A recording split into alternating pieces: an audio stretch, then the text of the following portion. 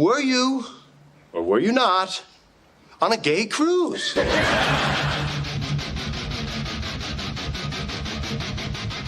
No, you're 120% dick pic. Everybody that age, they're sperminator. Yeah. We don't care about anything else. We're a walking hard on looking for a hole. That's. I have to say you're right on that one. Oh, my God. A stiff breeze comes through the room, and you return the favor.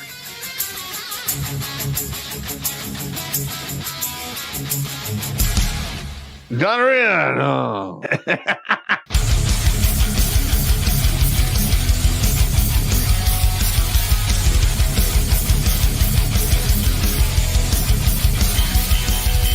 Somewhere on the outside of this building, there is a hole where squirrels come in.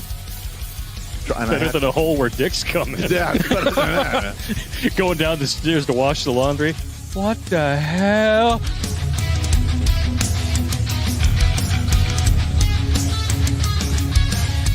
Shh. Pizza. Stop! Stop it now! I order you to stop! I'm still touching myself.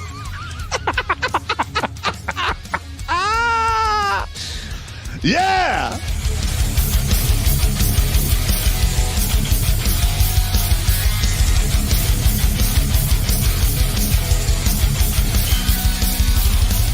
All young bitches want to do is pop pills, smoke weed, get drunk, lay around, suck dick, eat hot Cheetos, charge they phone, get a sew and weave, twerk, be bisexual, eat McDonald's, wash they pussy in the sink, lie, take selfies, and talk shit through Wi-Fi because they phone never on.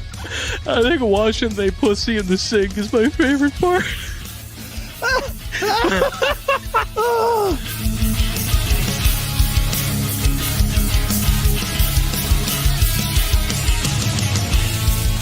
The Vietnamese trade in dongs. Figuratively and literally, I'm sure. Oh, my God, that's hilarious. I did decide to look it up. 500,000 dongs is a good night for Pop's ex.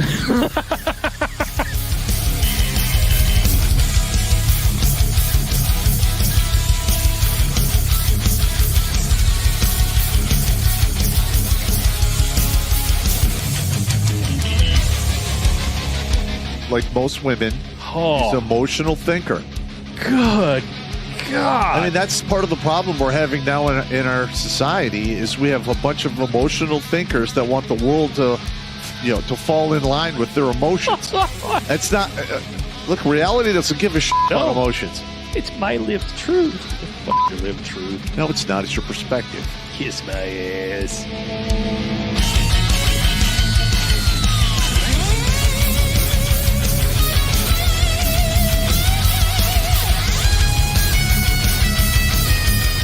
Literally like, hey, Sergeant Pop, you got to turn your bear suit. I'm like, over my dead body. No. Just give me a statement of charges. Yeah. You're never getting this back. Yeah. You can suck it. I'm going to wear this with my Russian coat. you will bury me in this. Hey! Why you gotta fucking be like that, man? Because I'm an asshole, and I learned from the best. I'm sitting across from him, and I'm pointing at you with all four fingers. All right, first of all, the Russian jacket is World War II surplus. I'll send you a picture of it, Sarge. Yeah, okay. I got you standing wearing it with holding two giant buckets like you just collected all the chum from behind the dump dumpster at the bar, and you're going to go home and make ice cream out of it.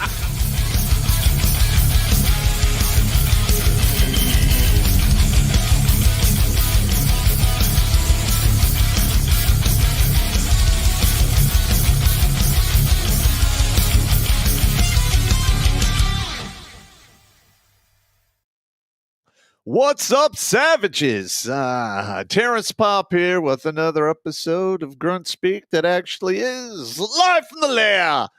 And today, I know we've covered this subject.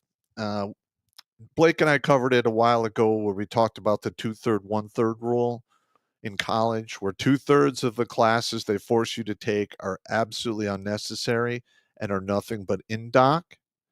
All right, then Steve and I talked about the Department of Education and, some other craziness with academia. Now we're going to be focusing in on the results and all of the insanity that we're seeing today.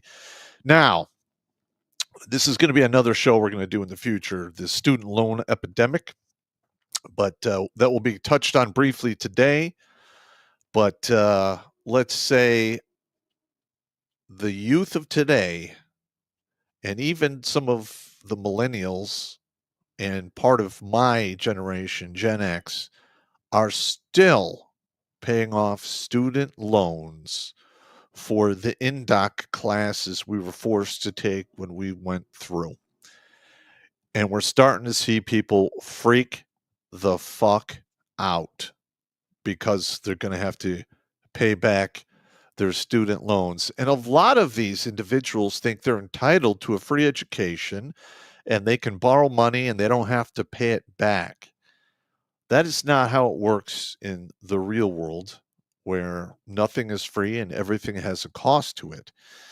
Okay, now with that being said, all I could really say to the future people out there who are going to go to college, in the current environment, I would highly advise you not to do it unless you're going for something that actually guarantees a good income at the end, or has a high potential of a high income at the end. If you're going to school for underwater basket weaving and you walk out of college with 50 G's in student debt and you're only going to be making $30,000 at underwater basket weaving, you have royally fucked up. Royally. And now you want to cry and whine, moan, piss, and complain. Well, guess what? You are now going to feel what it's like to be a divorced man or a man with a child that is not in his custody that is forced to pay child support. Except you guys took out loans and you're going to be forced to pay them. You can say you're not, and that's fine, but be prepared for a long life of misery and pain. On top of the fact that you've been indoctrinated and you don't understand how the real world works. And you went to college to learn how the real world works. But unfortunately, you have been failed at every step along the way. And you're going to have to pay the piper. That's just the way it is. Now I got Battle Dwarf on station. And we're going to rip into this. Okay. Now, as you guys know, Blake is taking a rear guard position. He's not going to be doing the Thursday shows anymore. So we're going to figure that out. And it's going to be touch and go for a while until we get the process down properly. But I think we'll wind up with something that is just as good or even better. So keep that in the back of your mind as well. All right, let's go. Where are we going? Bring it in. Let's do the Oh. Okay. Wait. That's Yuri right there. I want this one right here. Yeah. That's where we are today, ladies and gentlemen. This is where we are. This meme perfectly describes academia today. Dairy Queen. Okay. That's why I'm wearing the happy helmet, because I'm so sad. I had to break out the happy helmet. Anybody who's seen Ren and Stimpy knows what's going on here. Okay. Yep. I had to make my own damn happy helmet, because this is where we are today. Yep. Look, the state of things is one of the things that I've noticed is I have two sisters, one who teaches K-12, one who teaches a master's program in business English. Uh-huh. Now, my daughter's graduating college, and I hand-lettered her whole diploma. I mean, literally hand-lettered, calligraphy, the whole 9 yards. And my sister, I described it to my sister. She's like, "Oh, that's it." And I showed it to her. She's like, "Oh my God, I could never do anything like that. My writing looks like shit." You teach business English at a master's level at a prestigious college. Uh-huh. And you can't write. Okay, I want to point this out here. And all she's ever done her whole life is academia. And she suffers from what we've come up with, academiosis. Academiosis. Academiosis. There's a whole breed of females, and they're almost entirely females who suffer from this academiosis. They've never been anywhere else in their life. Now, my other sister, who teaches K-12, is also got super liberal toxemia of some kind. Super liberal toxemia. Toxemia. About 2 months ago, she and I had shared memes back and forth, and we agreed, okay, she knows my politics don't match hers, and I know her politics don't match mine, and we left it alone for years, right? So I sent her a picture of 9 medieval horses, the fucked up medieval drawings. Yeah. You know what I'm talking about, right? And it's 9 medieval horses, and it says, which medieval horse drawing are you today? And it's a funny meme, right? She lost her mind because the website that it was from was Post, which is like a Twitter, but like edgy. Yeah. And she knows that there are Nazis on Post. And she lost her mind that I sent her a meme from Post and called me a Nazi the whole 9 yards. A Nazi. And I'm like, it's a meme. It's a funny horse meme. What's going on here? Lost her mind, and she has not spoken to me since. But here's the thing is, you don't really know what's going to set those people off. You have no idea. Exactly. But these particular breed that are in academia, they think that academia is all there is to the entire world. That's where this academiosis is coming from. It's the only world that they know. And you're correct. And these people are going to college and then going right to government without ever having lived in the real world. Most politicians today. Yes. Particularly the female ones. Well, I'm going to throw in some of the male feminists. Yeah. I mean, no, that's fine. It's just it's a majority female environment. It really is. By the way, when she finally said, "I'm never speaking to you again" over a horse meme, I said, "Well, at least we know your horse's name." Yep. Trigger. I was like, "Are you serious? This is a horse meme. It's a funny medieval horse meme, and you're going to lose your mind." That's how wrapped around the handle these academics are, the ones that never come out of academia. The terrifying thing is they're the ones teaching our children. Yep. These are the people who are teaching our children. They really believe all of this stuff that they believe. I know that sounds circular logic, but so is their logic. So there you go. Yep. But as it turns out, it wasn't. Remove that one. Add this one to the stage. This is Yuri Brezhnev. It was a plan. Yeah, hang on. He was a KGB defector from the USSR who was later assassinated.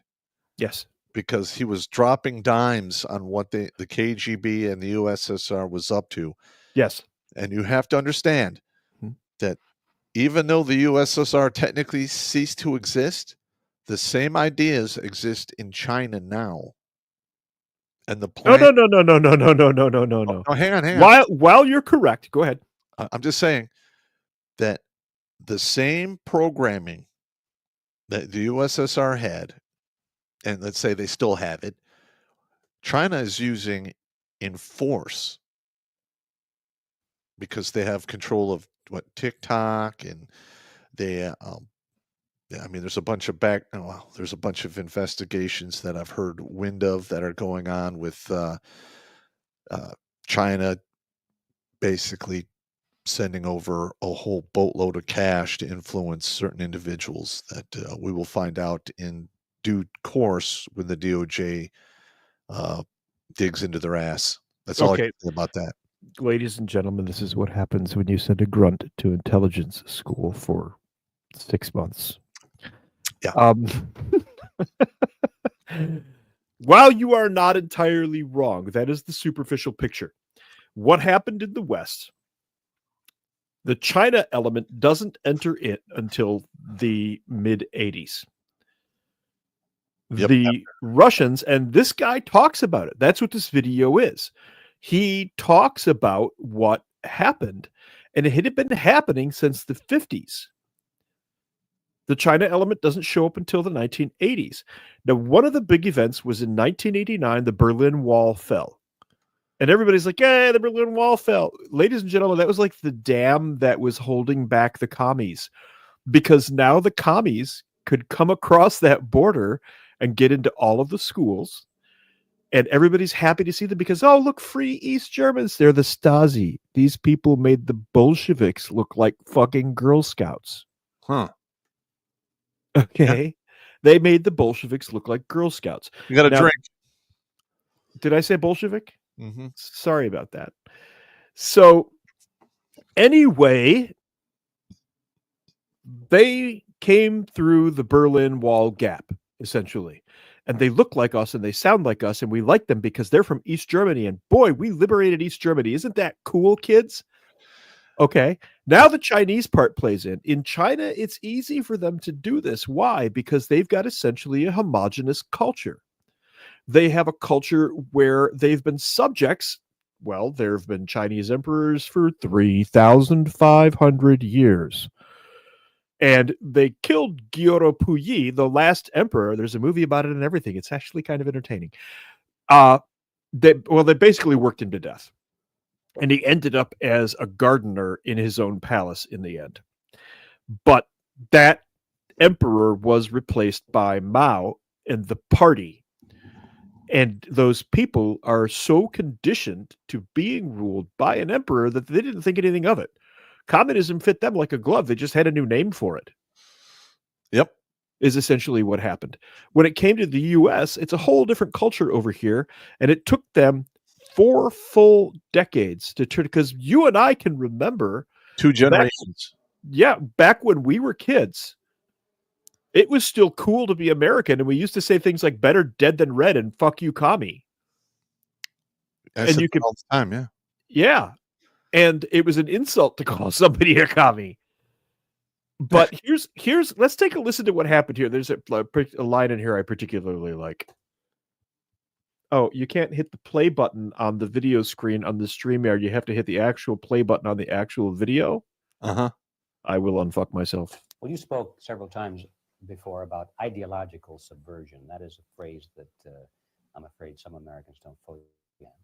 Listen to this. The Soviets used the phrase ideological subversion. What do they mean by it? Ideological subversion is the process which is legitimate, overt, and open. You can see it with your own eyes. All you have to do, all American mass media has this to is do exactly what's going on. From their ears, open up their eyes, and they can see it. There is no mystery. There is nothing to do with espionage. I know that espionage intelligence gathering looks more romantic. It sells more deodorants through the advertising, probably. That's why sells more deodorants. Hollywood producers are so crazy about James Bond type of thrillers. But in reality, the main emphasis of the KGB is not in the area of intelligence. Listen to this. All. According to my opinion and opinion of many defectors of my caliber, only about 15% of time, money, stand by, Steve. Power. We're getting some chat. They're saying that you need a more volume. Oh, is my mic down? And we can't hear the Yuri speaking, they're saying. Can't hear him speaking? No. That's strange. Can you hear me? Can you hear me now? I can hear you. It says turn up the volume, you stupid boomer dwarf. That's what they're saying. Oh, wow. That's ow. Hey. Yeah, he's not a boomer. He's Gen X. I'm not a boomer. I am Gen X, but I'm original flavor Gen X. Rumble. Where is that? Can you hear me now? Are you getting volume from me, or I think they're talking about the volume on Yuri? Yeah. Let me see if that's got. No, he said the video volume, not you. Okay.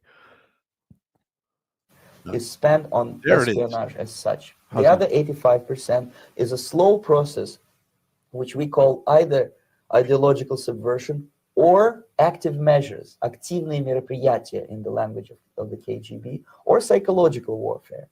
What it basically means is to change the perception of reality of every American to such an extent that despite of the abundance of information, no one is able to come to sensible conclusions in the interests of defending themselves, their families, their community, and their country. It's a great brainwashing process which goes very slow, and it's divided in 4 basic stages. Here's your 4 groups. The first one being demoralization. It takes from 15 to 20 years to demoralize a nation. Why that many years? Because this is the minimum number of years which requires to educate 1 generation of students in the country of your enemy, exposed to the ideology of the enemy. In other words, Marxism-Leninism ideology is being pumped into the soft heads of at least 3 generations of American students without being challenged or counterbalanced by the basic values of Americanism, American patriotism. The result you can see. Most of the people who graduated in the 60s, dropouts or half-baked intellectuals, are now occupying the positions of power in the government, civil service, business, mass media, educational system. You are stuck with them. You cannot get rid of them. They are contaminated. They are programmed to think and react to certain stimuli in a certain pattern. You cannot change their mind, even if you expose them to authentic information, even if you prove that white is white and black is black, you still cannot change the basic perception and the logic of behavior. In other words, these people, the process of demoralization is complete and irreversible. To get rid society of these people, you need another 20 or 15 years to educate a new generation of patriotically minded and common sense people who would be acting in favor and in the interests of the United States. That's enough of that for the moment. But listen to what he said. Everything he said there is exactly what has happened and exactly what our academic world has turned into. Yeah. Well, hang on. Yeah. All right. When you talk to the youth of today, and they have their rainbow-colored hair, and there's beauty at any size, and people don't even know the difference between men and fucking women. Yeah. All right, now they're using feminism. Then you have the whole gay, trans, dividing line. They're literally dividing us up, and once you're divided, you can, focus and destroy one group at a time. Yes, and we're destroying ourselves. All right, now I noticed this, in the 90s when I was in college. I was like, this is stupid.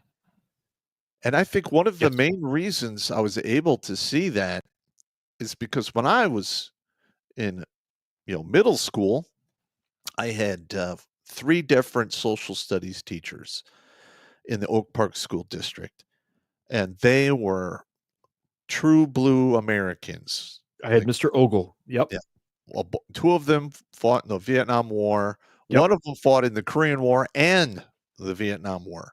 Oh man, those are the hard asses. Those are the genuine hard asses. Wait, I hang on one second. I have to tell the Mr. Ogle story.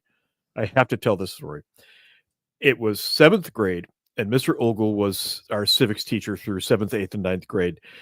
And the gym teacher, Don McElworth, walked in, and he was like 28 years old, fresh out of college, young, handsome, all of that. Mr. Ogle was a grizzled, battle-hardened Vietnam vet. He was bald. He was a Marine, the whole 9 yards. And McElworth walks in to say something to him, and Mr. Ogle's like, "Get out of my class." And we all kind of laughed. McElworth goes, "At least I have hair on my head." "Yeah, but you don't have any hair on your balls. Now get out of my class." This is 7th grade in 1983, dude. We were on the floor rolling. Nice. I like it. But those were the good old days. I literally started seeing this, in college, especially when they were forcing me to take 2/3 of a 4-year degree with bullshit fucking classes. And they say, they'll look you right in the face and we want you to be well-rounded. Yeah, what they're really saying is we want to indoctrinate you and you're going to pay for it. Yep. Yeah. Let's take a quick look at what this looks like now with the hyper-feministed sufferers of academiosis. Just came up with a new word for me: femifisted. Hang on, femifisted. They have been femifisted. They're like sock puppets. It's little female sock puppets with a hand up their ass, making them talk.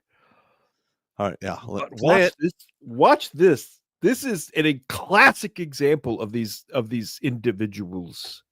You can take that hat off now. It's disgusting. You're disgusting.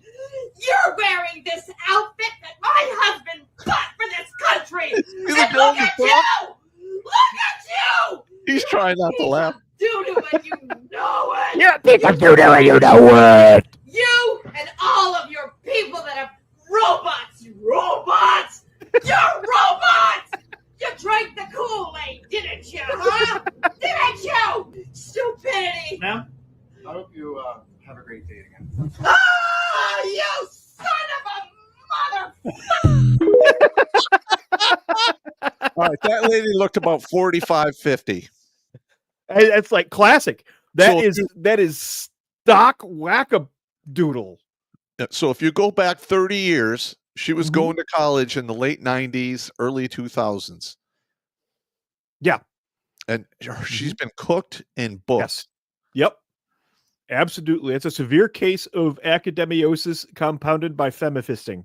All right. So hypothetically, here are some things that I think is wrong with her. One, she's probably got a background mental illness. 2, she's menopausal, so her hormones are imbalanced. She's mental pausal. Well, yeah. Oh, I got to write that down. Write that down. All right. She's probably, suffering from anti-dick. So she's not getting none of that. And on top of that, the wackadoodle philosophy she's following has just been shot down in flames when Trump was elected. Yeah. So tell me what that was again. I forgot it already. Mental something. What Mental was that? I can't remember. We're old and our thinking doesn't work well anymore. Yeah, and just the absolute lunacy of that. And I stumble for words over describing these people. I mean, you can see the way she was dressed. Who looks in the mirror in that outfit and goes, "This is fine. Everything is fine." Yep. And on top of that, also, you got to put into, on top of all the stuff we've just said, the generations have been infantilized.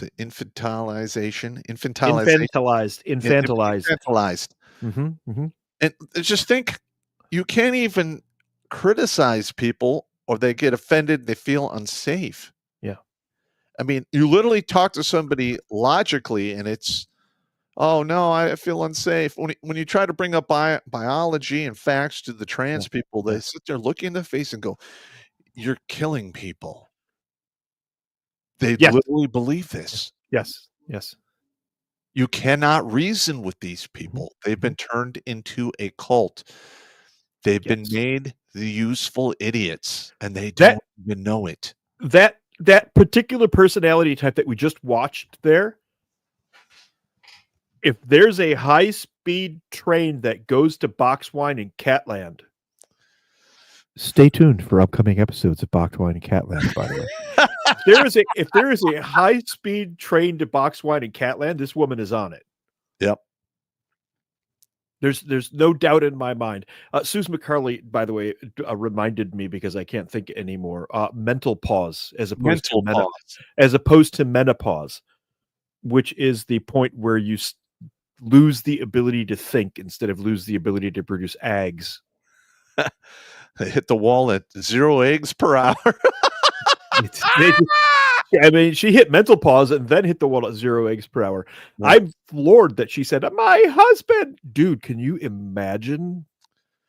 Yeah. Remember a couple months ago, we had to pull over your truck because we walked by this incredibly ugly woman and we're like, "I can't believe somebody put their penis in that." She was so goddamn ugly. And the kid was an ugly kebab. I mean, I'm like, oh my God. An ugly kebab.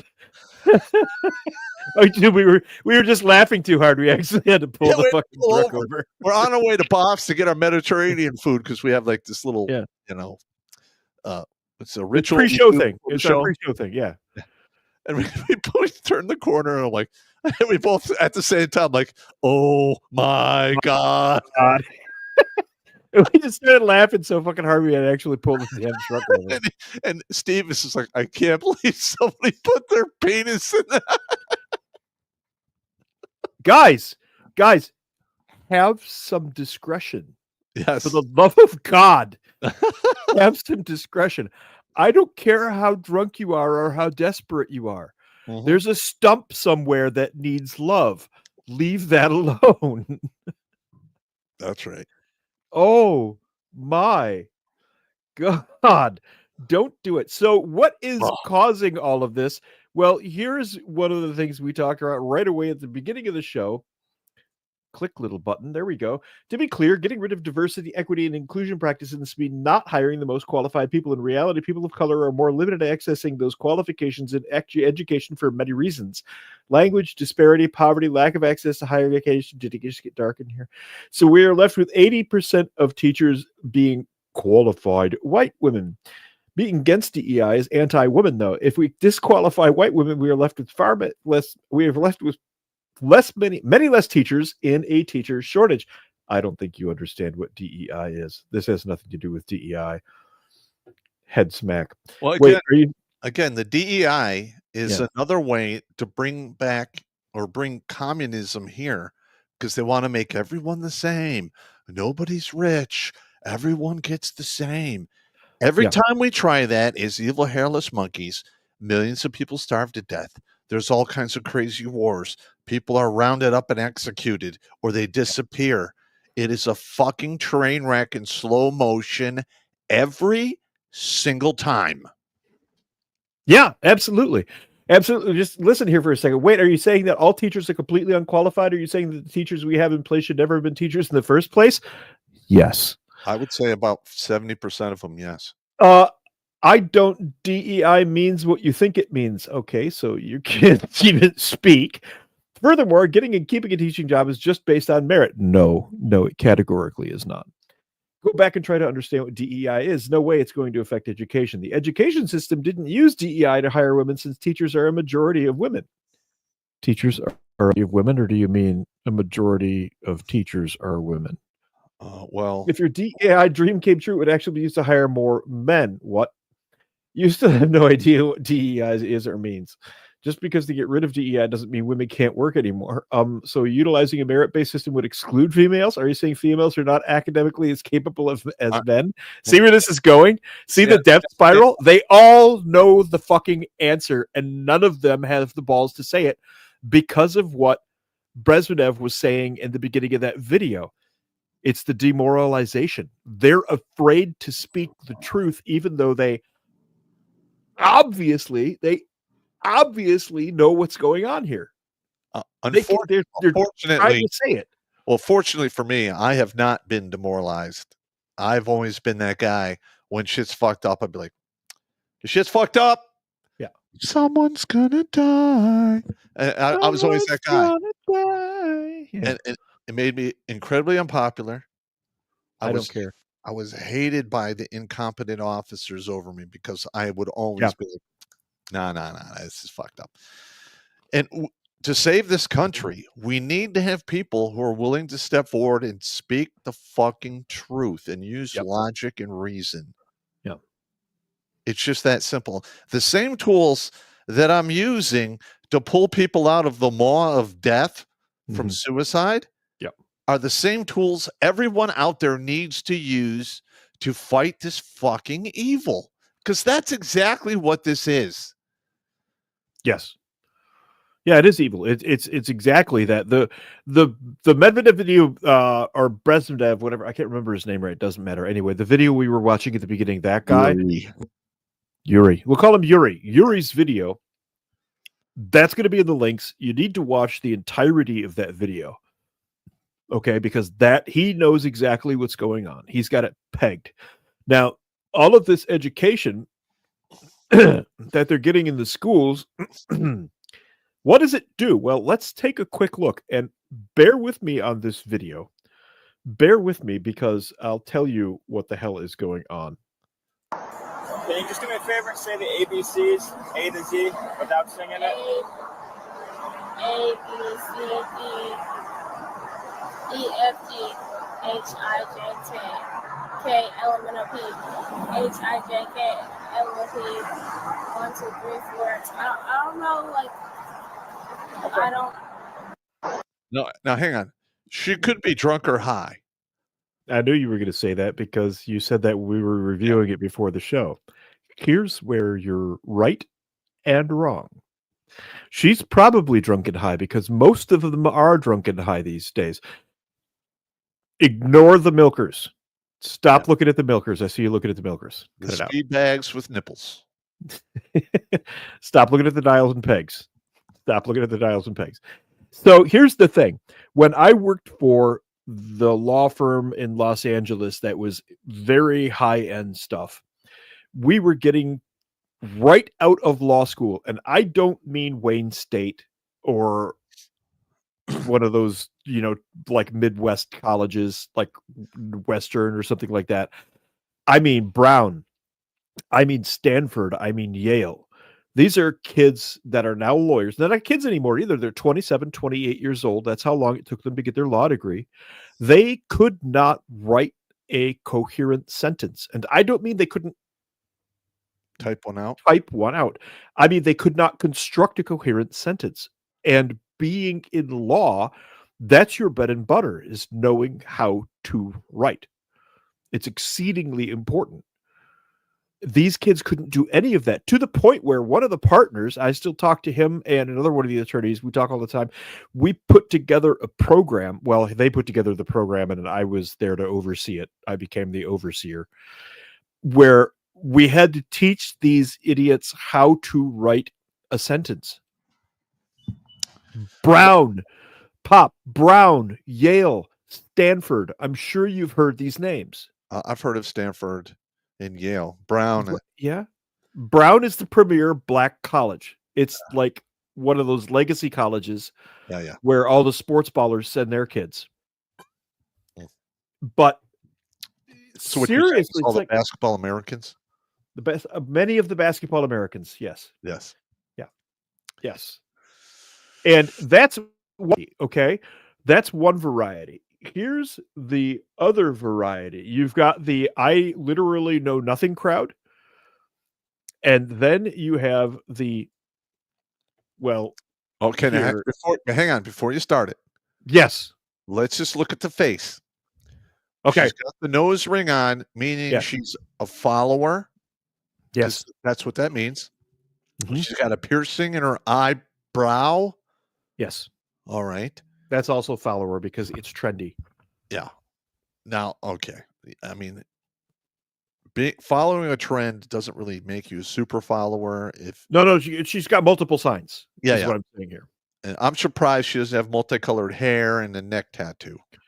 She probably has a neck tattoo that you can't see. She definitely has a tramp stamp.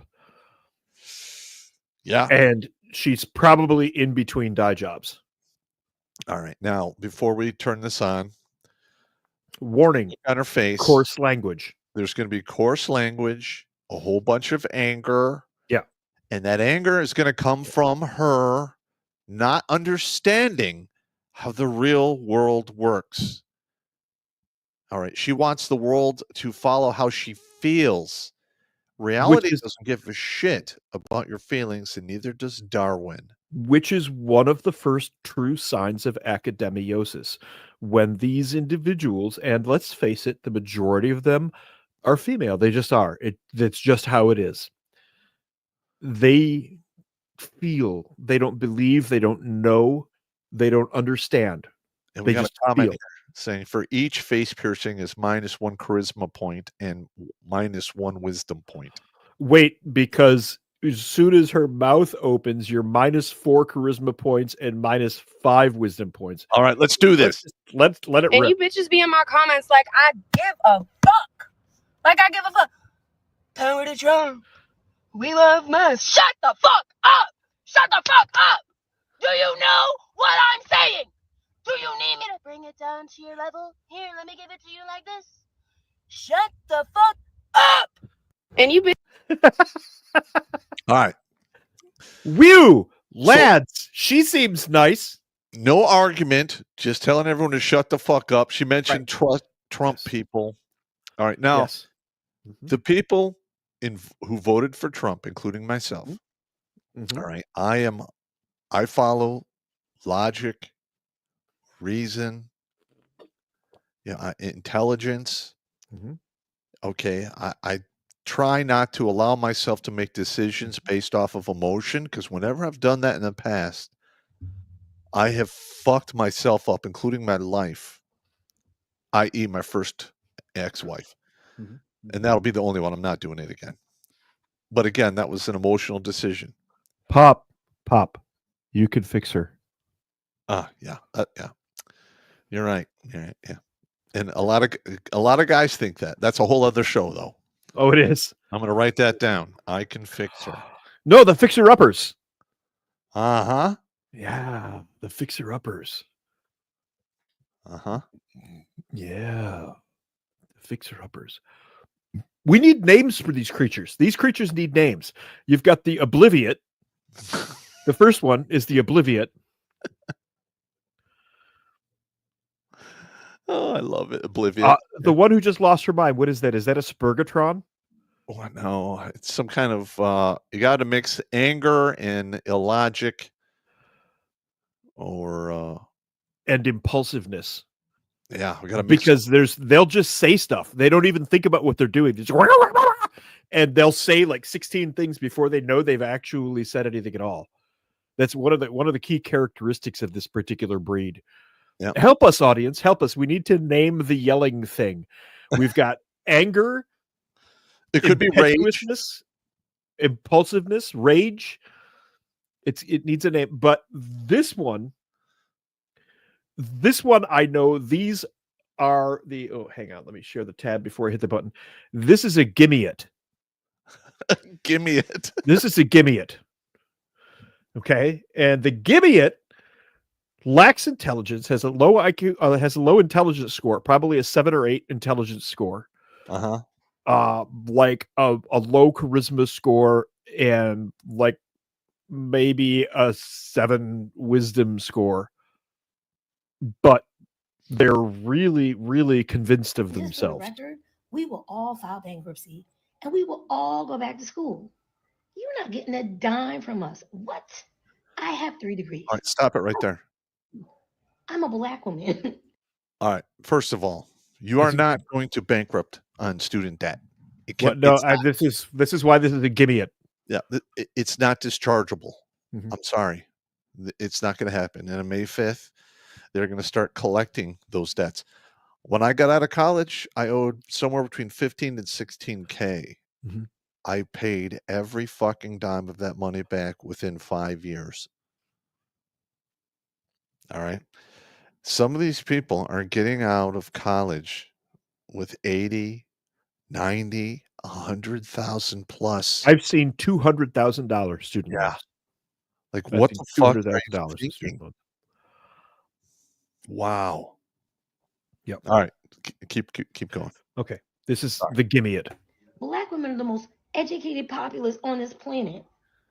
We go to bed, wake up, and decide, okay, we're bored. Pieces of paper are not education. Are you kidding me? I will take 2 to 3 credits per semester, per year, until the next administration gets here and figures this all out. You're not getting a dime from me, Donald Trump. Because see, what you don't understand, while you are trying to crush the middle class and destroy the lower class, we're thinking 10 steps ahead of you. You've been wanting that degree, go get it now. If you've been wanting that 2nd or 3rd degree, go sign up now. Sign up part-time. Get those credits. Stay in school as long as you need to wait out this administration. May 5th, you're going to be in for a rude awakening. Trust me. All right. Now, I am willing to concede this one fact. Okay. All right. So the way it works with interest and you got to pay back debt, especially the student debt, it's very similar to a mortgage debt where you pay most of the interest up front and it chips away a little bit at the principal. Uh-huh. Now, when you pay a mortgage, right around 10 or 15 years, it flips and you start paying more principal than interest. Perhaps they need to massage that lending model so it's not quite as punishing on the interest part, so people really can have a chance of legitimately paying it back without crushing themselves financially. I'm willing to concede that perhaps we need to readjust the model because they're Given that the federal government has bothered to take over the student loan industry, which they should never have done because it's completely unconstitutional, but let's not talk about that part. Let's talk about maybe perhaps they need to think about charging a lower interest rate because you are talking about the future of the nation, the young generation at hand that is just now coming up who could really use a little hand. And do you really need all of that profit federal government? correct. Because all of that interest is pure profit. Who's profiting? Oh, that's odd. I seem to know who's profiting. Do you know where that's going? The Fed. Most of that gets privatized. Most of the student loan debt gets bought and sold. Much of it goes into private hedge funds and such.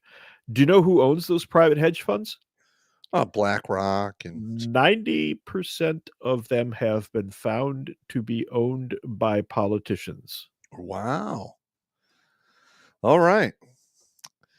There you go. Well, like I've said, I'm willing to concede the fact that it needs to be massaged and reworked. Yep. And apparently you're on the same sheet of music as I am. Yep. All right. Now, Yeah, with that absolutely. being said, Look, you got to pay back your loans, but there's no reason if the government's going to run the program, there's no reason the government can't invest in the country's future by maybe dialing that interest down from 20%. is it that? I don't think it's that high. I don't think it's that high. I'm exaggerating. But 8 to 11% is punishing. Clearly, yes, because you're seeing people who had a $40,000 loan who 10 years later still have $40,000 to pay on their student loans. Correct. Okay.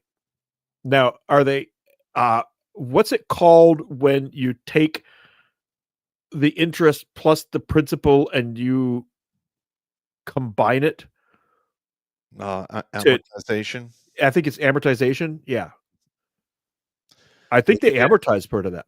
Well, they give you an well, when I used to work in mortgages, I did that for quite some time. And I'd sit down with somebody and I'd give them the amortization table. And I'd say, okay, at 10 years you would have paid this much, at 15 this much, at 20, and I go all the way to 30 years. At 30 years, this is how much this, 120 grand is going to wind up costing you. And it's usually 150% of the original loan value. So if you have a $100,000 loan at 30 years, you're going to be paying back $250,000. And like I said, I've looked at this right around 10 years, 15 years into a 30 year. Then you start paying off the principal a lot quicker. Yes. And they're probably using something very similar for the student loans. And I think that is a mistake, especially with people just getting out of college. They got to get a foothold in the real world. Well, that's what I'm talking about. Look, man, it's tough. You get out of college and the umbilical cord gets cut from your parents and you're on your own. Look, it's seriously, it is, this is, if usury ever had a definition, this is definitely it. Because that these kids are just starting out. Yeah. That interest is going to cripple them in the long run. So the question no longer is a question at all. It's a statement of fact. This is being done to profit off of these poor kids' asses. Period. There's no other reason for this.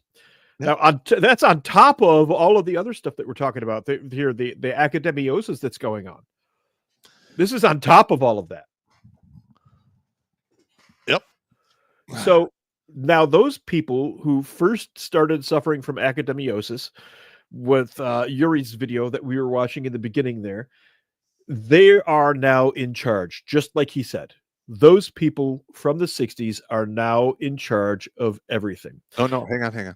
Bernie Sanders isn't in charge of jack shit. He's literally a failed pornographer who was thrown out of a hippie commune because he wouldn't do any work. People from the 60s were the people who were running the high school I was in the 80s and 90s.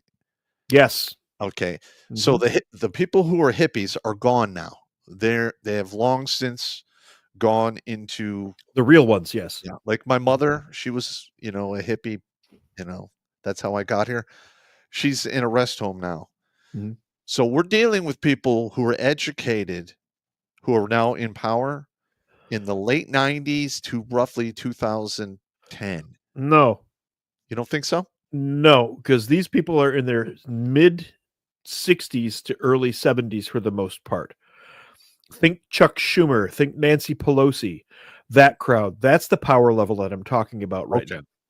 The people that are running the universities, the average age of those individuals, I think, is 59. So it's the generation that came after our mothers. Our mothers are actually the same age. Okay. Our mothers are the same age. It's the people that came after them. They're the ones who got the full force of the new academiosis. And what ended up resulting from that is you get people like this. Professor Mabel Berezin. She seems nice. The people behind Trump are scarier than he is. Now, listen to how embedded in academia she is. The only thing she can think of is her hatred for Donald Trump. The re-election of Donald Trump on November 5th would pose serious concerns for American democracy, warns Dr. Mabel Berezin, distinguished professor of sociology at Cornell. That's a pretty good university. Well, it was anyway. In an interview with the European Center for Populism Studies, Berezin makes it clear that while Trump himself is concerning, it's the people surrounding him that she finds truly alarming. By the way, we don't have a democracy, or at least we're not supposed to. Well, first of all, a pure democracy always winds in nothing but chaos and blood. It's 5 wolves and a sheep deciding on dinner. Yes. What makes him even more dangerous is the group of people around him. J.D. Vance, Elon Musk, and the Project 2025 people. I think American democracy will be in serious danger if these people come into power. Now, remember what Yuri was saying about the words that they use to start indoctrinating people and demoralizing everything? American democracy is one of those words. How many times is the word democracy mentioned in the Declaration of Independence or any of the founding documents? I don't believe it is. None. 0. Not one. There is not a single mention of democracy. George Washington was known to hate democracy. Well, and the Democrats use that, democracy is like a trigger word to scare people into compliance. Yes. Yeah, it has been it's a saturation word. They have used it so often that everybody thinks we actually have a democracy. We don't have a democracy. Okay, The family home should be a dictatorship run by mom and dad. It should be a dictatorship. You're a little kid. Your decision-making ability is the orange popsicle or the red popsicle. That's it. That's your decision-making ability as a small child. Everything else is you're told what to do. That's how I was when I was little. And you might even allow the evil button-pushing monkey to have a say in matters from time to time. Evil button. What's up, faggot? What's up? But that's probably Jimmy. I have the happy helmet tonight. If you are a Ren and Stimpy connoisseur, you know what's going on here. I almost forgot all about the happy helmet. Yeah, we are there. That is where we are tonight. Oh, joy. Oh, joy. Yeah. Thank you, Stimpy. I like being angry. The interview touches on how populism in the United States differs from its historical and European counterparts. Yes, because the country was founded by alpha personality types, America. You don't leave comfort, safety, and the relative peace of your kingdom or whatever to come to a completely foreign wild land where you have to hack everything out of the woods to make a living. Yeah. Or get killed. Okay. Or die of disease. Or die of disease, or be killed, or be captured starve. and enslaved. Yeah. Skinned alive. Skinned alive was an option. Some of the Native American tribes were known to do that. The Huron did. Yep. So our country was founded, the United States was founded by alpha personality types. It just was. Professor Berezin explains that while American populism has always been defined by class differences, particularly between urban elites and rural populations, there is now a stronger emphasis on white Protestant nationalism. Wait, first of all, there was never a class difference between urban elites and rural populations. Read your Alexis de Tocqueville. He pointed out that in America, you could have a count from somewhere sitting at a table with a bunch of farmers, and everybody treated that guy the same as they treated everybody else. The class thing didn't come until later when the Bolsheviks started showing up. Start drinking. There, I said it. Bolsheviks. Bolsheviks. Now drink. There's a much stronger emphasis on white American Protestant nationalism, which has become more public, especially evident at the Trump rallies. Wrong again. The white Protestant nationalism was what founded the United States of America. Catholics were even rejected. Nobody wanted Kennedy as president because he was a Catholic. This country was founded on white Protestant nationalism. Sorry, it's a fact. And I believe they were called what? WAPs? Wasps. A WAP is in Italian. Yeah. Sorry. WAP, Dago, Guinea, Yeah, Pasta Negro. I never heard that one. Well, it's the other N word, but we can't say that here, so we'll have to go with Pasta Negro.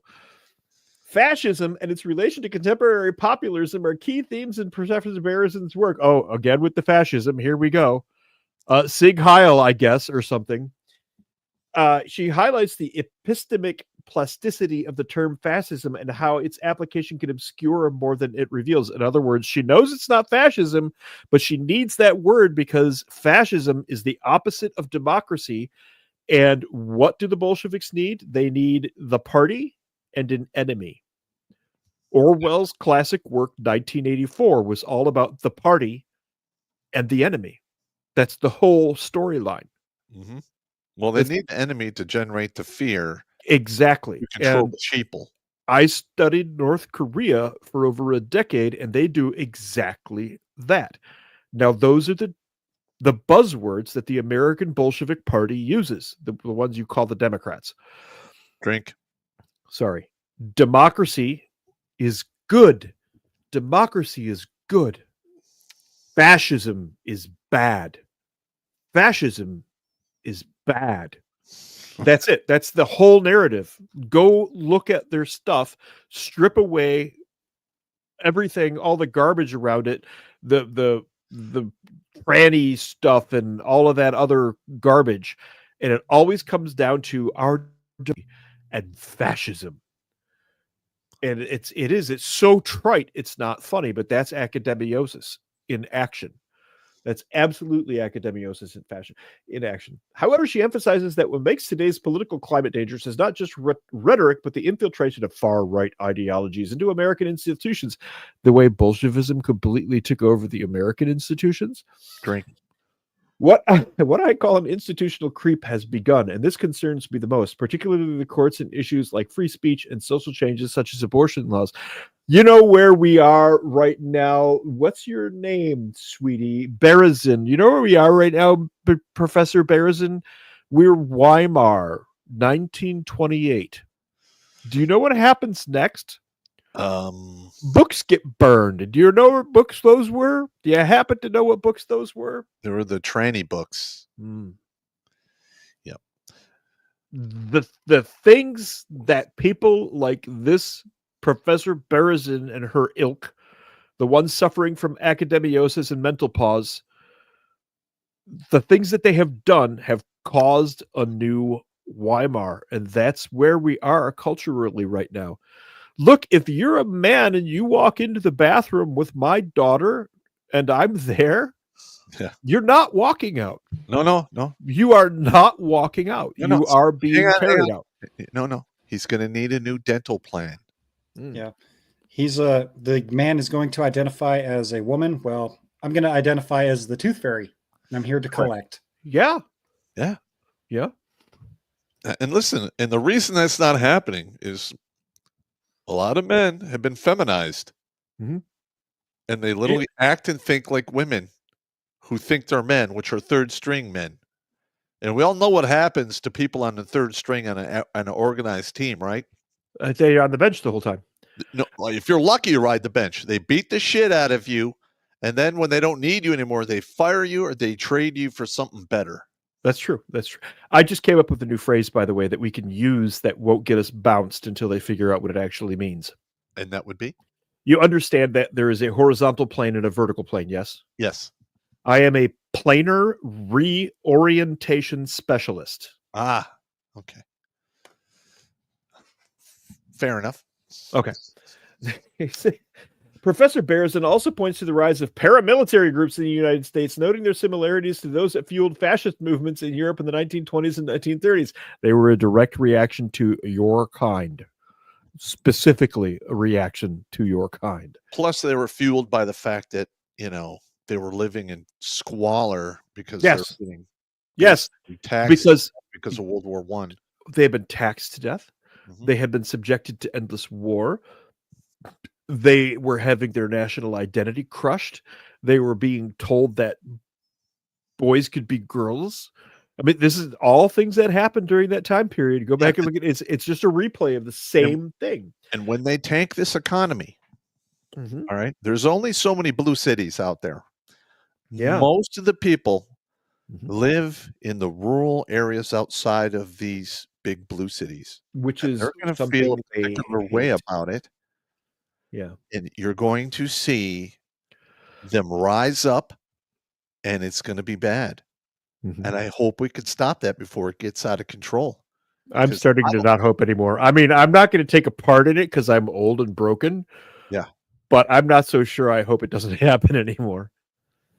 So here's the other, like we had the examples of the creatures that are coming out of Academiosis, the first couple of Twitter videos we watched.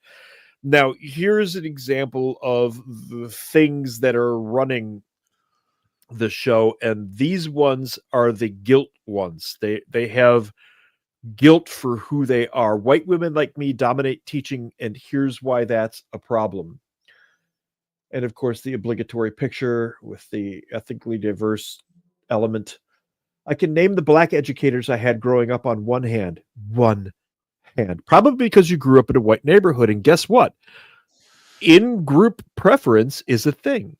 People from a group of people like to hang out with the same group of people. That's not racism. They just like to hang out with people who know them and understand them and have similar interests and a similar cultural background. And you know where else that happens? It's not racist. It's normal. It happens in prison. Yes. It absolutely happens in prison. It happens in every other country in the world, except for white countries, because we're not allowed to do that. But I didn't say that. Don't bother to listen to me. I got you. And if I had the ones in college and graduate school, and if I add the ones in college and graduate school, I'm still on that same one hand. Let's take a look at some data for context. They did a rough calculation of the total number of teachers I've had in my preschool to 12th grade public school career, about 52. So for me, 5.7 of my teachers were black. That's not far from the national average. That's right on target, though. Yeah. Listen to me. 13% of the population of the United States of America is black. Okay?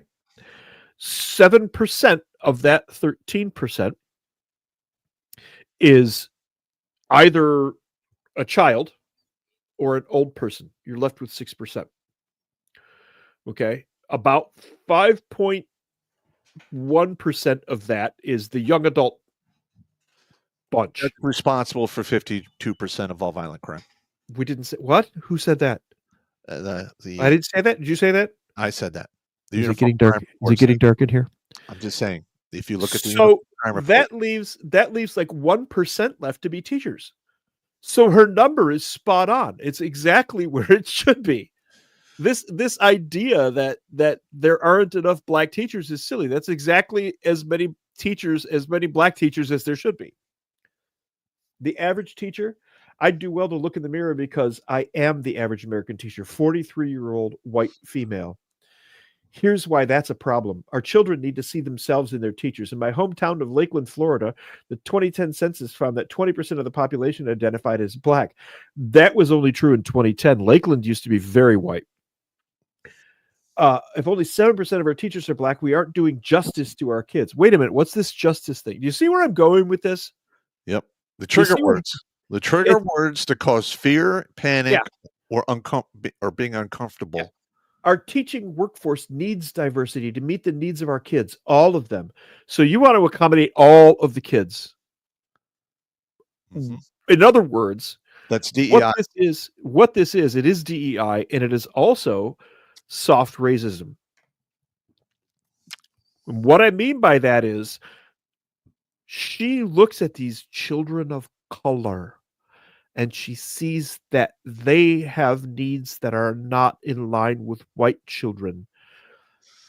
They're not as privileged as white children. That's just, it's racist. You're straight up saying that you want them to be the same, but you know that they're not. All right. Well, so you're just hang on. Most of the time. Yeah. Now, this is starting to become less and less true, but 10 years ago and beyond, the black community was run by single mothers. And when you look it is now. It was back then as well. But when you look at the statistics, single mothers produce a large majority of the murderers, the convicted felons, the rapists, the drug addicted, suicidal ideologies, what have you. We did that show early on when we first started Second Class Citizen, and it was like 80%. Yeah. But I mean, that is where the disparaging, that's where the bad outcomes are for the black community. Is back in the day, majority were single mothers. Now that's starting to bleed over into the white community now. And when that gets out of control, this country's done. Yeah. Here's another important buzzword. You're absolutely correct, but here's another important buzzword. Let me get that thing back up there. Thank you, Jimmy. Research has shown. Anytime you hear the phrase research has shown, or studies show, or experts agree, you're being subjected to what Yuri was talking about with the Bolshevik head game. Yep. All right, hang on. It is standard propagandizing. All right. I'm going to make the announcement. All right, we're running this channel on a shoestring budget. We're trying to save as many men as we can from suicide. If we save a few women along the way, so much the better. All right. Now, if you go through, I've gone through our catalog of videos on YouTube. 80% of them are not monetized or limited monetization is what they say, meaning we don't make anything off of them.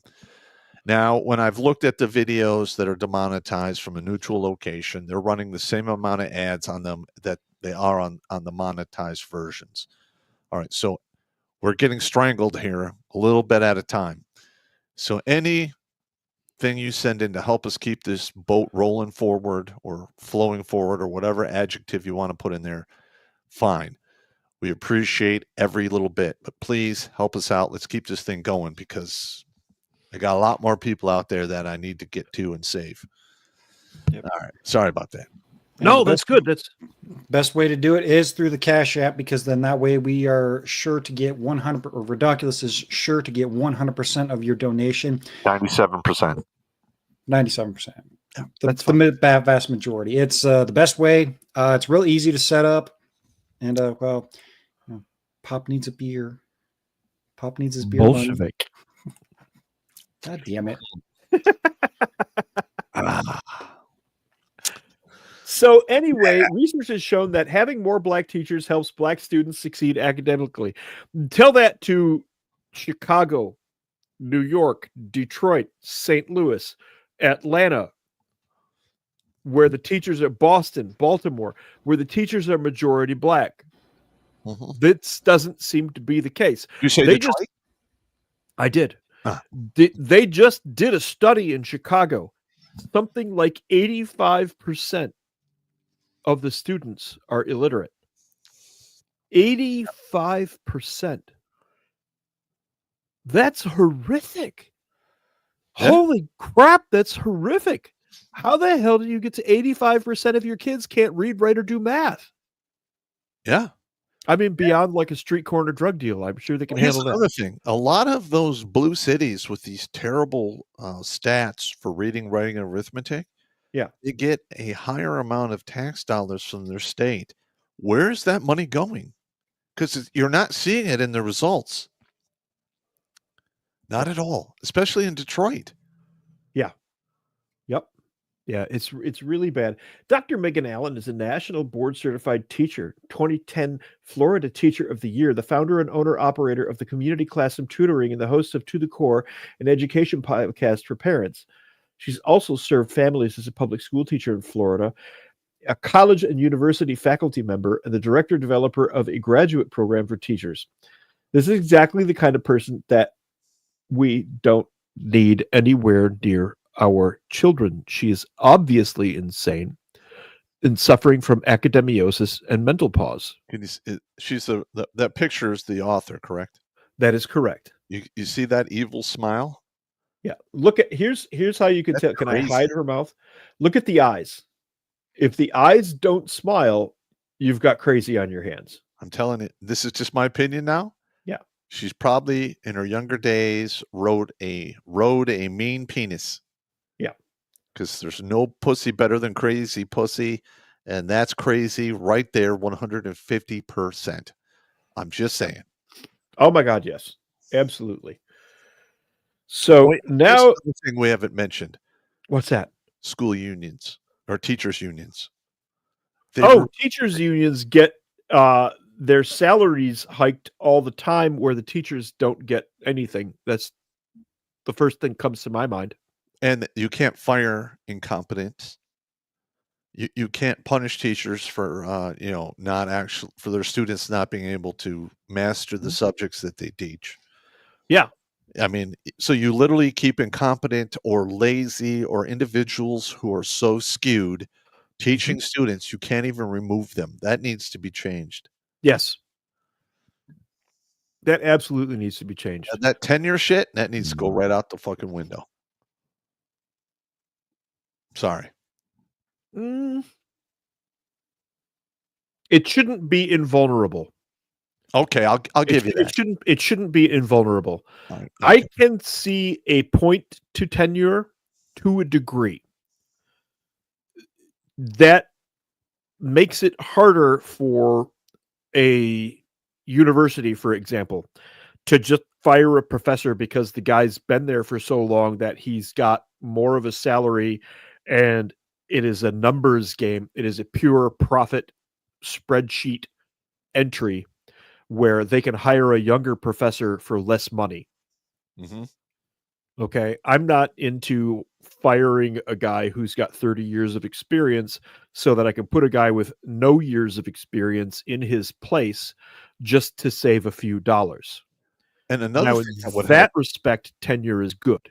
Yeah. And another thing that will help is school of choice. Yes. So if you have a shitty school district and everybody pulls their kids out of there because it's shitty, they have no choice but to fix it. Yes. Or it will cease to fucking exist. Yeah. That's already happening. That schools all over Detroit are closing. Oh, they've been closing forever. Yep.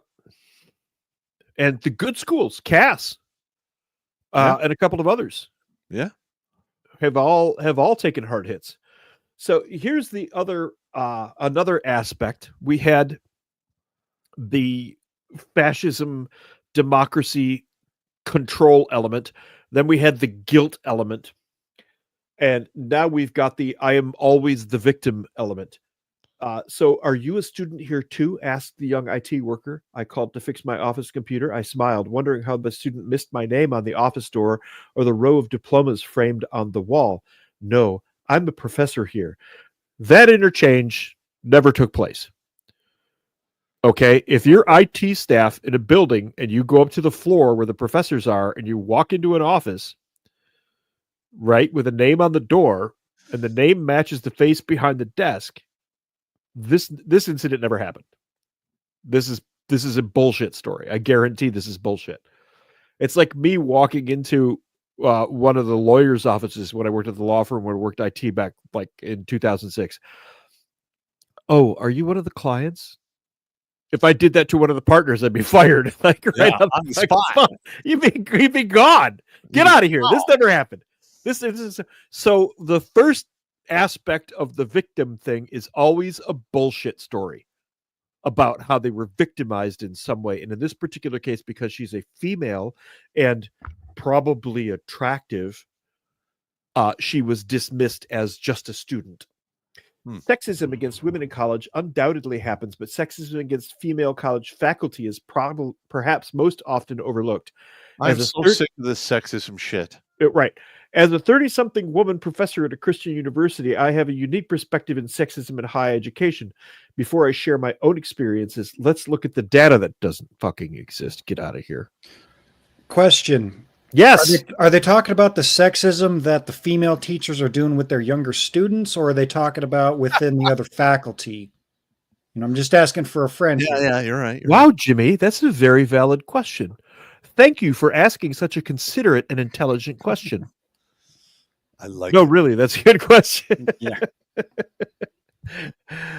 I teach psychology research course, and I require my students to read and critique a research-based article. This woman is in her 30s. She's a 30-something.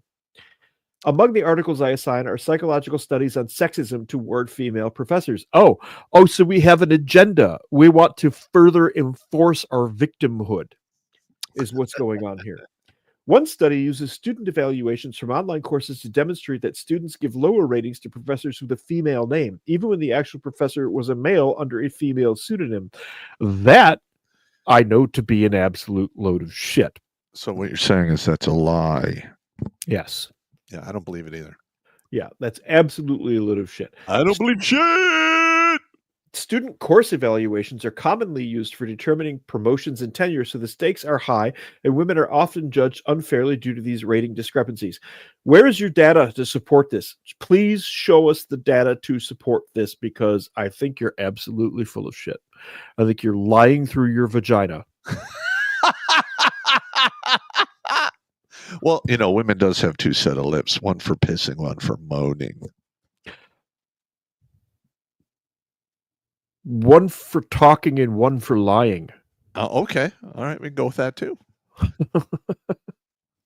Another study explains that female professors face more student demands for favors like extra credit or doing work for a better grade. We're talking extra credit for a better grade? I don't know. I was about to ask that very question. Thank you. Furthermore, students are more likely to be upset when a female professor refuses those demands. Students expect females to be more lenient and nurturing, and judging women more harshly when they don't conform to these stereotypes. Again, it's 2025. I call bullshit. These biases disproportionately burden women and create a climate which is harder for females to advance in their academic career. This is the biggest bullshit sob story I think I have ever seen in my life. Yeah. No, hang on. All right, so yeah. Don't read the entire article. I'm not going to read the entire article. This is just pissing and moaning. Women saying, we're oppressed and all this other horse shit.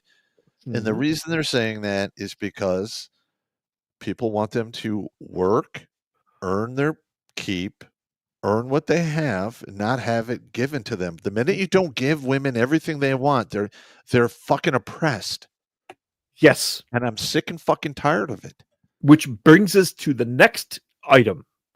You don't respect me.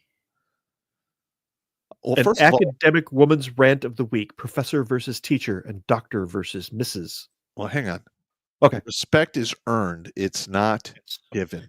No, you owe her respect. No, you don't owe anyone. No. All right. Well, I mean, okay, let's be honest. To live in a civilized society, you have to give a basic level of respect. Yes. Like, you get out of people's way, you say, excuse me. Yes. Very minimal. There's a word for that. The word is courtesy. Like, all right, I'm going to use the Ranger Regiment. When I showed up at the Ranger Regiment, I'd already been in the Army for a little over 2 years active. And, where I came from, I was well respected. I had, I had a really good PT score. Nobody had to tell me to do stuff twice. I did everything right the first time. And if I couldn't, I would raise the red flag why it couldn't be done. When I went to the regiment, I was a piece of shit, tabless bitch. And they hated my fucking guts. Oh, I remember those days. only way I was able to get respect is I didn't quit. No matter how fucked up it was, no matter how far the road march, no matter how far the run, no matter how fast that run was or road march, I was always there at the end. I jumped out of the planes, I flew in the helicopters, I did the fast roping, the rappelling, and up until I went to combat, I was a fucking basically piece of shit. Once I jumped into combat and I proved my mettle, I could walk on water when I came back because I earned that fucking respect. And that's how life is. You need to earn that respect. Plain and simple. Here's the thing with these individuals who are suffering from academiosis, Pop. They think that earning that first bachelor's degree is the same as jumping into Rio Hato with the regiment. They really firmly believe that their bachelor's degree confers upon them the same level of respect that you earned jumping onto a lit up airfield into combat. Yeah. Honest to God, they really believe exactly that. I know. I've dealt with some of these stupid fucking women. Yeah. It's insane. It's the level of narcissistic delusion involved, particularly in the academic community, is bizarre. Yeah. Well, here's another good story. This is a couple of years ago, like 2 or 3 years back. I was teaching kickboxing. Yeah. We had this one female showed up. I never saw her before. I get a lot of women in my class. They're all pretty cool. And I yell at them like soldiers and everything. But I started talking to this lady, trying to figure out, what her situation was. And she's like, I'm like, what's your name? And I don't remember what her name was. She said, well, and I called her by her name. She goes, well, no, it's Dr. such and such. And I'm like, oh, right there on the spot. Yeah. And I'm literally like, well, here, you're not a doctor. You're just somebody hitting a bag. And she got like royally fucking offended. I don't care. Went to Ken Levy, who teaches the school, who owns the school. Yeah. And Ken is like, what do you want me to do about it? I don't even pay that guy. I worked here for free. She just stormed out, never saw her again. Fuck that bitch. Fantastic. That's up yours. Seriously. Yeah. Wow, that's incredible. Now, this I like here. This is Amanda Murdy. Like any good Protestant preacher, right off the bat, it's a female preacher. First of all, that's against the good book. It is. And second of all, we've seen why it's against the good book over and over and over and over. And there's even examples in the good book why you don't give a bad idea. Mm-hmm. Yes. Right, I've decided to start a multi-week series where you can examine a topic in depth from multiple angles. My chosen topic, women in academia. This is a topic that has been written on extensively in peer-reviewed articles in the blogosphere. See the Monkey Cage's wonderful discussion. However, to my knowledge, most of these writings have been on the topic have been senior. The perspective of a woman in the trenches has been somewhat missing in the discussion. I want to add my 2 cents to the discussion, and I purposely decided to make the tone of this discussion somewhat light. Yet make no mistake, I'm very aware that there are some very nasty, horrible, and life-altering components to this topic. Maybe one day I'll talk about those aspects as well. Anywho, with an eye toward making the tone somewhat light, I've decided to title this series an Academic Women's Rant of the Week. A woman ranting. How unique. This is a nod to Joe DiMessina's song, A Woman's Rant, which I love. My first rant, academic titles and gendered misperceptions. It probably doesn't come as a surprise, but women in academia are likely to be perceived as having a lower title than their male counterparts. As Miller and Chamberlain point out in their study of college students, students misattribute in an upward direction the level of education actually attained by male graduate student instructors, while they misattribute in a downward direction the level of formal education attained by women, even when the female faculty member is a full professor. The misattributions are linked to the imputed statuses teacher for women and professor for men, regardless of the actual positions held or credentials earned by the faculty members and graduate student instructors. Again, I am going to call bullshit. Bullshit. All right, hang on. All right. So I'm going to show you a quick video on TikTok in regards to what they have done. Yeah. All right, so let me get this one up here. All right, It's just absolute fucking horse pucky. It is. It's. Oh, I call my professor at college teacher. No, you don't. Check this out. Check this out. All right, so let's play this. You have to dump my screen first. There you go. There you go. Well, this is at Columbia, September 3rd, 2024.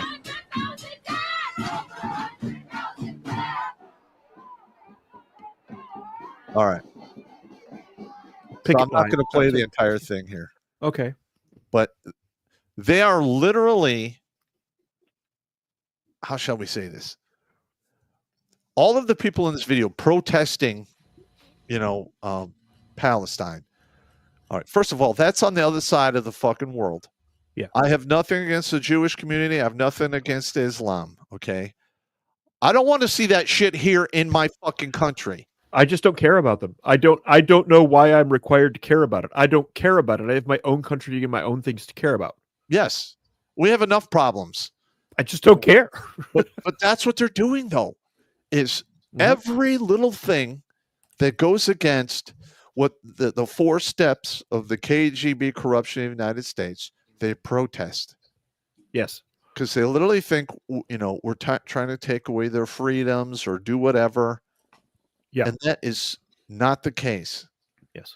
I want to have a country called America. I don't want to have Israel Erica or Palestine Erica or, African America. I want to have America. All right. Where everyone is free.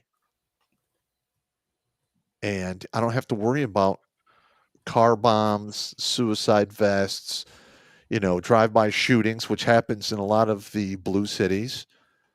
This whole gang thing needs to get, taken care of as well.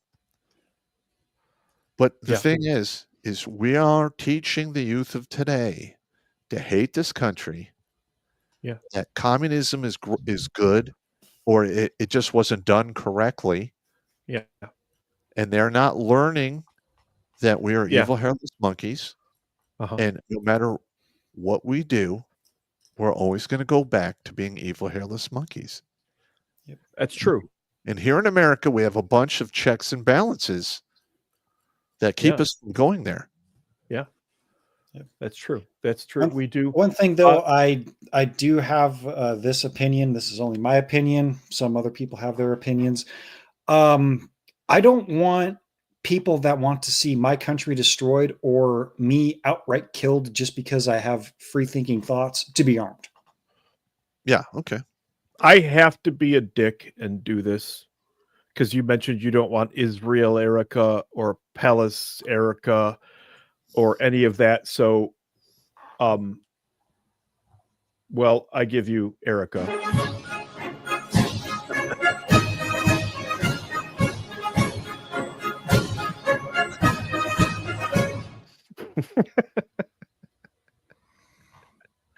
Wait, what the wait. fuck is that? Here's Erica. All right.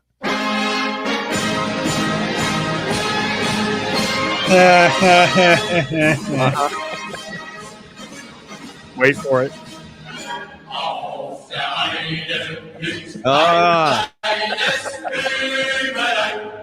I had to.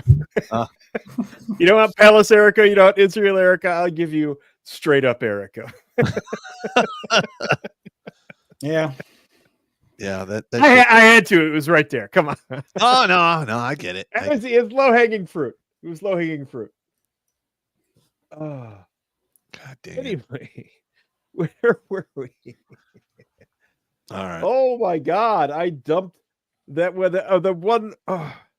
We're coming up on super chat time anyway, but let me see if I could reshare that one. Share screen. Oh, the one was bitching about titles. This one was the sexism one, and here's the one on titles. Here's where we were before I threw Erica on because I just had to. Nobody's misattributing titles. I've seen this trend play out over my own career and dealings with students. Now, I'm okay with students calling me by my first name, but I'm also very happy to have a PhD, and I still get a kick out of a student calling me Dr. Murdy. Okay, if you're hung up on your title, honestly, you're not worth your title. You got a problem. If you're hung up on your title, you're not worth your title. Pop and I both worked in units where we went past the point where rank became significant. Huh. And I mean, it mattered when it mattered, and we knew when it mattered. But when we were just doing shit or prepping or even out on mission or anything, it was Chris and it was Al and it was Steve. We didn't worry about the fact that Chris was a captain or Al was a sergeant first class and I was just a staff sergeant. We didn't care about that shit. They just called me Pop. There you go. We cared about the mission. Yeah. If you're hung up on your title, you've probably already got a problem. However, I routinely received emails that must be meant for my mother-in-law. They are addressed to Mrs. Murdy. Not cool. At first, I ignored the Mrs. in the emails, but I actually started to address the mistaken title in my responses to students. I'll bet you that she is. Not would you married. like to say it with me? Full of shit? Yeah, full of shit and probably not married. Full of shit. Because I don't know of a time that I've ever mistitled a professor at a college or something like that. I just call him ma'am. Yeah. Yep. That's from the military, ma'am. I still have, there are two commanders that I had that I still talk to that I actually liked. And I still call them Colonel. They're like, I'm retired now, you could just call me Doug. And I'm like, no, I can't, sir. That's right. I am unable to. I will not comply. I'm sorry. I have the same problem. You are sir or colonel, and it's just that you will always be. And I had other commanders. Yeah. I don't worry about them, but the two that I respect still, I call by their proper title because I respect them. They earned my respect. And I refuse to disrespect them. I don't care if they've been out of service for 15 years. Yeah. I've also seen this in dealings with my non-academic neighbors in Kansas and Missouri. I had a nice retired friend try to tell me I was a professor's assistant instead of an assistant professor. It took some time to correct that misperception. He's your neighbor, you twat waffle. You insufferable, narcissistic, egocentric twat waffle. Even in my own dealings with my family, I've had lots of relatives refer to me as a teacher at the University of Missouri. You teach at the University of Missouri. Your family doesn't have to call you professor. Or doctor. Or doctor. They can call you Kathy. Or you little shit with the pigtails. They can call you whatever they want. This might seem nitpicky because it is, but I really think that this teacher versus professor misperception is part and parcel of some of the larger problems concerning women in academia. Or maybe nobody likes you, you insufferable bitch. I'm gonna go with the latter on that one. Get the fuck over yourself. Insufferable bitch. Thank you, Jimmy. I hit the wrong button. This is why we need Jimmy. Jimmy is not just an evil button pushing monkey. He's the evil button pushing monkey. He knows where all the buttons are and he knows how to push them all. No, we all need to get schooled up to become the 18th level wizard Blake was. There's no way that we're going to cram 16 years of Blake's studies as an 18th level wizard into a year or two. I don't know. It only took a few rounds of some teaching to for me to get up to speed with some editing and everything. So, all right, I think we can do it.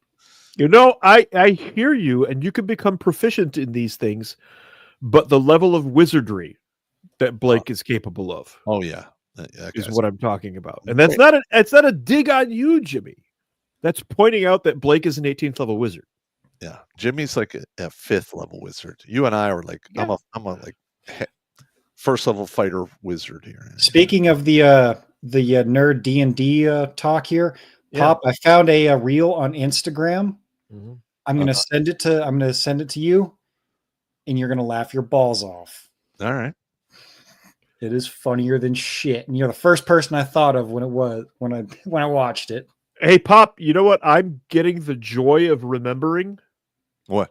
that wearing a helmet for any period of time actually sucks a little bit. Well, you look kind of stupid, but that's okay. That's fine. I knew that I would look kind of stupid. I accept that. But I am getting the joy of remembering that wearing a helmet for any length of time is actually a pain in the ass. It is. I hate The it. nice thing is these cans work. These are that's just what I'm hearing the entire show through is the cans on the helmet. So yeah, you were at the shooty place today too. I was at the shooty place. I got that new 22. I showed you that new 22. Yeah. Remember I asked you to show me how to work a scope? Well, it turns out that I could figure it out. Well, it's just clicking. Yeah. The top knob is the uppy downy. That's the uppy downy knob. And then you've got the lefty righty dial on the other side. Yep. And it turns out that I know how to do that. I didn't know that I knew how to do that. Or if you're a dumbass like me, when I got my rifle, I had the lefty righty dial as the uppy downy dial and vice versa. That'll do it. That'll fuck you up. Still shot 4 boxes of ammo and had a good day though. Yeah. There you go. There you go. Turns out it was 5 clicks down and 3 clicks left. And I was shooting 1-inch groups at 50 with the 22. That's good. That's good enough for shooting woodchucks and squirrels. And exactly. stuff. And that's all my 22 is for. Anyway, there we are.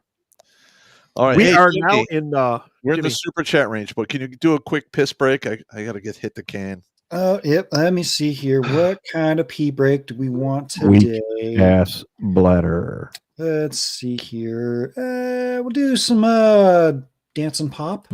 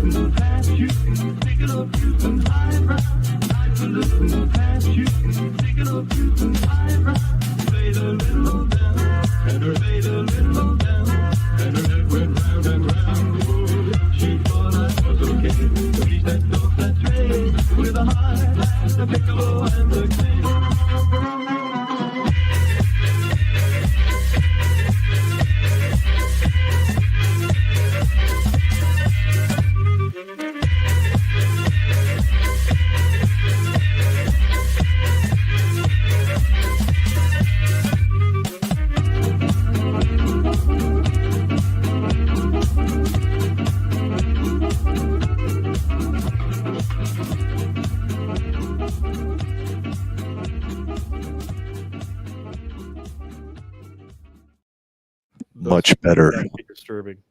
What? Those will never not be disturbing. He played the dance video. The one with you as Borat is particularly. I had very strong cringe. Your night terror demon will have a discussion with you. I think my night terror demon is already drunk and curled up in the corner. I'll send Kevin my way, his way, and so he checks up on him. You know, my night terror demon's good. Let's super chat this shit. Super chats over here on the YouTube. We got 411 viewers and 240 likes. You guys are fucking up by the numbers. Unfuck yourself, please. I demand over 300 likes, or I push the button. Oh God, don't do it. Don't do it. Let's see. Let's see. The first one here from Glitch Tonic for $20 says, "Did you guys talk about the female Blackhawk pilot yet?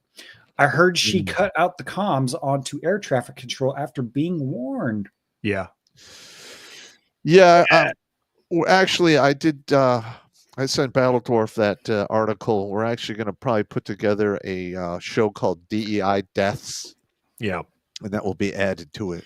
DEI equals DIE. Correct. Yeah. I've got the Wong Daddy story for that too. the Wee Tu Ro, Some Ting Wong. No, this actually goes all the way to the very top, but carry on. Oh God. Let's see. We got Alex Ross here with 499 says, "Hey Pop, the story with Angry Cops, aka Richard Hyde. Can you guys chime in on the story with the Buffalo schools?" The Buffalo schools. Yeah. Yeah, that is if you guys don't know, be sure to look up the Unsubscribed podcast. It's got Donut Operator, Brandon Herrera, Habitual Line Crosser, Eli Double Tap, and Richard there. Yeah. And who else is on there? One other guy is on there, and Richard does go into detail. And it's pretty bad. It's pretty bad. Yeah, I'll have to get Be sure to be sure to have a couple beers because your fist is going to be itching, and occupy your fist with some beers because it's a lot better than occupying it with someone else's face. Yeah, yep. All right, let's see here. We got the Plains Warrior with $5 says, "I read somewhere back in the 90s that all ARs, FMs, and TMs are wrote on an 8th grade level because draftees were mostly uneducated. Don't know if that's true." It's been raised to 12th grade. It really depends on the AR and FM. I actually worked with a contractor writing those. One of the ones that we had was the Mark 19, and in the description for the HE round, there might or might not be North Korean encrypted Morse code that says 1 shot of whiskey. That actually made it through the edits and did not get caught. That's awesome. So, yeah. Don't know how. And of course, YouTube's got to fucking freeze up on me. You bastard. I had to actually restart it twice. Yeah. Shocker. If you can get a hold of the 23andP for the Mark 19, look up the HE round. There should be some strange, unexplained letters in part of the description for the HE round that is encrypted Morse code for 1 shot of whiskey. All right. I heard a story. Yes. I heard a story. Let's see. Next one here. James Sullivan with $20 says, "Hey, fellas, thanks for getting the Live Out of Spite merch rolling. People have already asked me about the hat. Hope more subs head your way. Rock on, gentlemen." Yeah. Outstanding. Right. That's good. Yeah. That's good. I like it. Get the merch. Get all of it if you can. Yeah. At least get one thing. But the Live Out of Spite, that's one thing you need to get. We love to hear stuff like that. We love to hear that that stuff takes off. Hell yeah. And we got Generic Dreamers with $10 says, "The closest we had to a democracy in America under Democrats was Jim Crow. It was the perfect embodiment of its spirits. We outnumber you, so therefore you have no rights." Huh. We'll see. Not wrong. And we got Northwest Lifestyle here with $20. Thank you very much. Says 31-year-old journeyman, union plumber, and been out of work and is not excited for a return to the daily grind.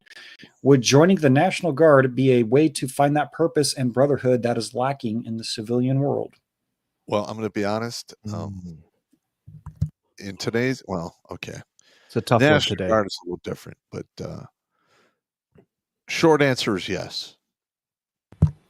Plain and simple. I would advise a combat MOS because that's where the brotherhood is actually a lot thicker. Yep. But that Phrasing. I'm just saying. Not that kind of thicker, Jimmy. What's wrong with you? Yeah. I was thinking about milkshakes. What are you thinking about? I'm sure you were. Stop it. We're going to have to hit the button. I don't want to see that. God damn it. Son of a bitch. All righty, looks like that clears over the YouTube side. We'll jump over here to the rumblies and the tumblies here. Well, you're looking at that. I will tell you this, Jimmy. You have to be careful with language like that because at one point, at one unit that I was in, somebody got warm yogurt thrown on their back in the gang showers. Oh, that's so fucked up. You are fined 1 homo suspicion point for violation of the Man Code Morality Statute. That goes out to the person that was throwing the warm yogurt in the gang showers because much screaming was involved. There were death threats. I'm sure there was. Yeah, because that's just wrong, man.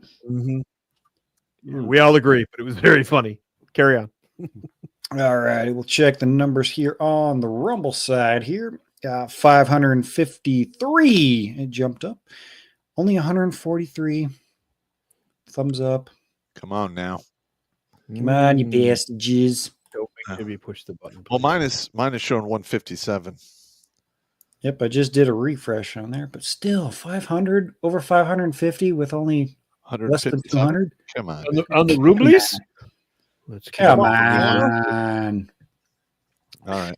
But anyways, we'll start it off here with Cliff3188 says, sitting this one out tonight, guys. I'll catch the replay tomorrow. Until then, stay safe, stay sane, and stay strapped. Also, Bolshevik. Drink. Bolshevik. He has summoned Beetlesworth. And also, have a good night. Bolsheviks. No, don't say it. Bolsheviks. No, please stop. Bolsheviks. It's showtime. Bolsheviks, baby. Everyone drink. Everyone drink. Who was the first? It was a member of our esteemed audience that came up with that. I did not start that. Who was it? Are you able to step forward? Someone in the chat said every time Battle Dwarf says Bolshevik, you drink. Yeah. Well, it's a crazy drinking game. I actually like it. That's kind of funny. There you go. Let's see. MGTOW Mando coming in and says, I used my GI Bill to get a degree in drafting and design technology. I now work in environmental compliance. All right. I got a 4-year degree in public administration, and I never used it. I mean, other than civil affairs. Oop, I just remembered I need to open up the email for the key ships. Sorry, fucking up by the numbers. God damn it. Son of a bitch. But we're good now. But Susan McCarthy here with $5 says, look, it's Happy Dwarf. It's happy. Yeah, I had to wear the happy helmet tonight. I was so pissed off about everything that I had to wear the happy helmet. Got to wear the happy helmet. Well, as long as you're not wearing the self-loving jacket. Yeah.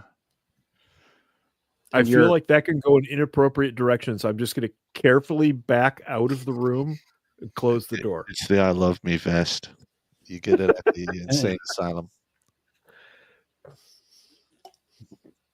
Moving on here, we got K-Note72 says, been making payments on my loans the whole time.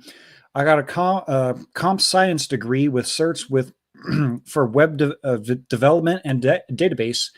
Yet where I live, I make just as much Ubering as programmers. Not many job openings anyway. You can't get a job in that industry anymore because it's been entirely taken over by a particular demographic from another subcontinent. India. Sir! You're not the kind that will offer you a squishy and ask you to show Bob's and Vagine.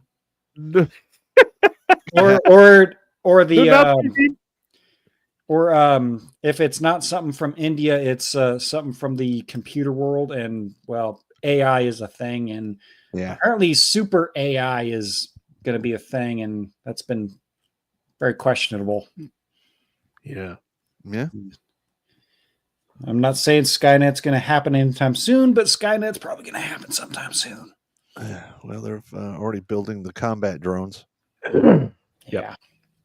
Let's see. We got N2 Gas here coming in and says, Pop, the former KGB man who defected, died from drinking himself to death. I thought they whacked him. Okay, I'm wrong. Well, 2 shots of vodka to the back of the head will, Listen, those guys from that part of Europe, they drink like motherfuckers, man. We spent a week. We spent a week in Vladivostok at one point, and all I know is the Russians started drinking at 10 a.m. You want vodka? Yeah. Dude, it's 10 a.m. Yes. Do you want vodka? No, I'm good. You sure? It's good vodka. No, man. The fuck away from me. I can't day drink. What are you wrong with you? That's not day drinking. It's breakfast. They're drinking vodka for breakfast. Yeah. I mean, you add a celery stick and add some Bloody Mary mix and a couple olives. Yeah, I'll probably have a couple. That's about it. Yeah, not at 10 a.m. Sorry. Yeah. Let's see. We got Mando coming back, says, Pop, your girlfriend needs to see you. Right, meow. Here we go. Jimmy, play the clip. All righty. Well, here's Pop and his trailer hitch. So good and tasty. That's disgusting. Oh, just you wait. Billy Von Baum has informed me he's got some new stuff, and it's uploaded to my buttons. Not again. Billy, No. stop. Let's see. Next one here we got from FlashGator01 says, Evening, gents. Are you watching interviews with Yuri Bezmenov? If so, I'll prepare a keg of beer then. Yes. Okay. Yeah. One of the very first video we showed was Yuri Bezmenov. That is correct. I believe that's a 45-minute interview. The whole thing is, yeah, that's why we didn't show the entire thing. It would have taken up half of the show. Yeah. Yep. Let's see. We got Net Guy 1975 coming in and says, Battle Dwarf, give Dear Sarge a Bolshevik. Hello. Bolshevik. Drink. All right. Let's see. Susan McCarley with $5 says, mental pause. Yes, I read that one early because it was relevant to the moment. It's in the list. Mm-hmm. Yep, there you go. Oh, Alucard is getting warmed up. We should say kitty deprived snot pock. I need a Sideshow Bob clip of him just going every time someone says some nasty shit, because that's disgusting. Yeah. What are you gonna do? Let's see. Net Guy coming back says, do bitch brain manginas suffer from lack of balls or mental pause? Oh, yeah. I believe it's a combination of both, actually. I'm going to go with yes. It's ball trophy. They're small balls. Their balls have atrophied. They have ball trophy. Ball trophy. They're just one step above a eunuch. Yeah. They still got their balls, but you need a microscope to find them. I gotta write that. That's a good one. Yeah, ball trophy. I like it. Let's see. Mando coming back says, so that ugly one was a D-Dick-ulus? She was ridiculous. I love it. She was ridiculous. There you go. Yeah. And that guy coming back again says, teachers don't teach. They just hand out packets and what you want to teach your kid. I'm out. Homeschool for my kid. Yeah. All they do now is teach your kid to take tests and regurgitate the correct phrases. Yep. And, support BLM and the Troons and the bundles of sticks. Yes. I want to say the word, but I don't want to get us banned. Don't do that. No. Let's see. Next one. Hey, dear Sarge. Hey, they're good to see you there. Says, I lurk listen every show, but not always handy to jump in the chat. My old thumbs hate the phone typing. Got a few minutes before work to say hello for real instead of just physically.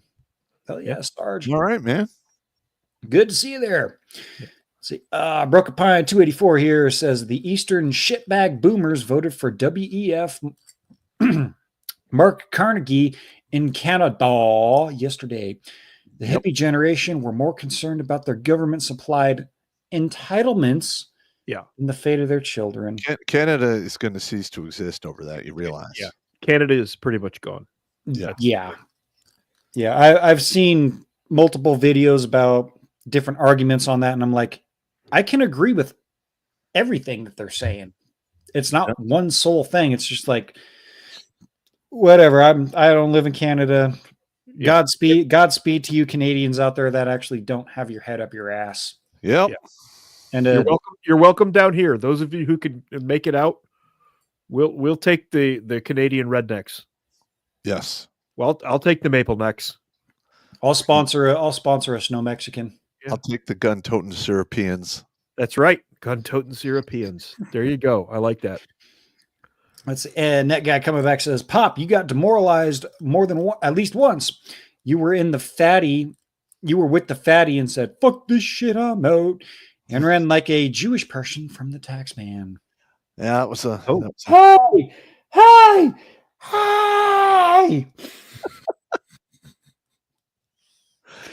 That was not a good day for the Pops. That's my second favorite story you've ever told, Pop. First favorite is when you went to the bar and you had the clipboard. How many dicks have you taken? Took a beer to the face. So I'll put you down for 3. Actually, it was how many penises have you had in you at the same time? And then she made this looked at me and she called me like an asshole and soaked me head to toe with beer. And I didn't even miss a beat. I was literally like, so I'll put you down for 3. And they storm out. And this dude at the bar saw and heard the whole thing. And he turns around and goes, you took that like a champ. So I'm brushing the beer out of my face. And one of her friends comes in and gives me her number. That's classic. Oh, we have an answer to who came up with the Bolshevik drinking game. Oh, Stewart on YouTube, $2 Australian, says, I came up with the Bolshevik drinking game. I also go by the moniker Fan I Am. Fan I Am. Okay. Thank you, Fan I Am, for creating something amusing to do with our time while we're here just running our mouths. It's a great drinking game. I'm sorry. Thanks, man. Fan I Am it is. Here's the Fan I Am. I'll drink to that. All right, let's see. Jumping back to the not MGTOW, but Rumble side. I saw Mando's name there. Got confused. Says Dwarf, saying you are lawyers that write in incontentionally out of colleges are arrivals. That hurt to write. That hurt to read. Too many syllables. I don't know. I believe what he's trying to say is, was I saying that the lawyers who could not read or write were just coming out of college? The answer, if that is so, is yes. Wow. These young lawyers could not write. And I'll say it again, Brown, Yale, and Stanford. Wow, that's amazing. These are high-tier schools. So I have a question for Pop and Dwarf, and of course everybody here listening to us. What's more scary to you, a lawyer that can't read or write, or a doctor that can't read or write? A doctor. Yeah. Let us know in the comments. Yeah, I'm going to go with doctor on that one. Yeah. Oh, excuse me. Let's see. Dear Sarge coming in. Hey, good to see you again. Sarge says, she speaks blacker than knockers from the last video. Yeah. Oh, you weren't here to see I had to warn about the milkers on the first video. Oh no, there were black beagle ears on the screen. Oh no, they were not. They were young and perky. They were speed bags with nipples. They were pre-dog ear. Yeah. Well, at least she's got that going for her. Yeah. That only lasts a couple of years though, man. Yeah. Yep. It goes south It's quick. between like 16 and 25, and then it just gravity's a bitch. I lived in Miami for a very short time. In 1987, I was down there for about 6 months. My mom moved us from Detroit to Miami for no reason at all. But I encountered Cuban girls. Ooh. Well, Cuban girls, when they're young, are mind-blowingly pretty. But when they hit about 22 and they have that first kid, I started calling them life rafts. Because it's like the emergency life rafts on a boat where you put it in the water and you pull the ripcord and they go. There you go, Pop. There's another place for Boxwine and Catland. Yeah. Life Raft Lagoon. Oh yeah. Oh, Life Raft Lagoon. That's a good one, Jimmy. That's a good one. Go. For those that missed out on the Sunday supporter stream, it was a good time. Yeah. That's next one here comes again from Mando. It says the ones like the bus and the tackle box face are subspecies I call screechers. Ooh. Okay, screechers. Yeah, that applies. That tackle box face. Yeah. Honey, what happened? I don't know. I was carrying your tackle box down the stairs and I tripped and fell. Now I got my hooks and all this other shit on my face. Yeah. Why did people think that's attractive? I don't know.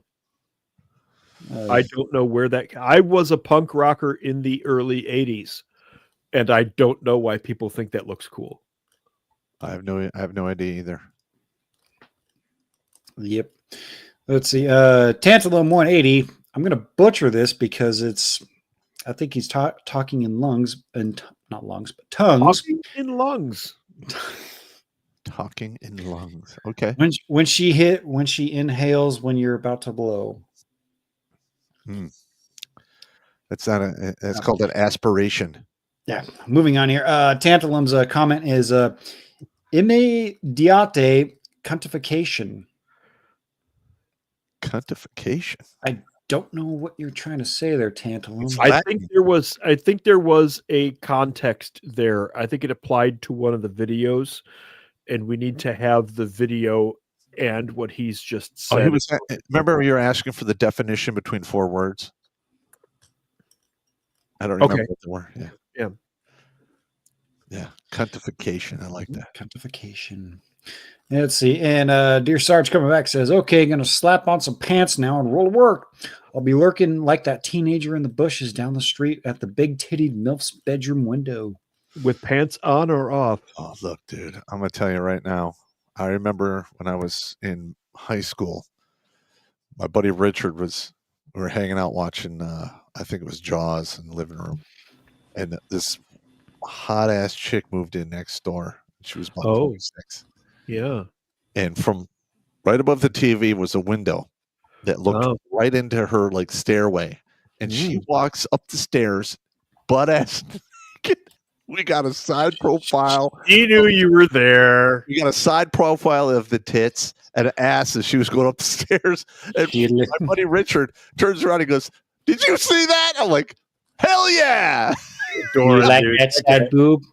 I love that guy. He was a cool guy. Yeah. Man, that was awesome. He knew you were there. I don't know, man. We spied on her for a while after that. There was some good showies. That's there you go. She knew you were there. I don't know. Man. All right, carry on. Carrying on. We got Xeno Demon with $10 says the boomer generation acted as parasites onto their own kids and didn't even have enough kids to replace themselves. Well, yeah.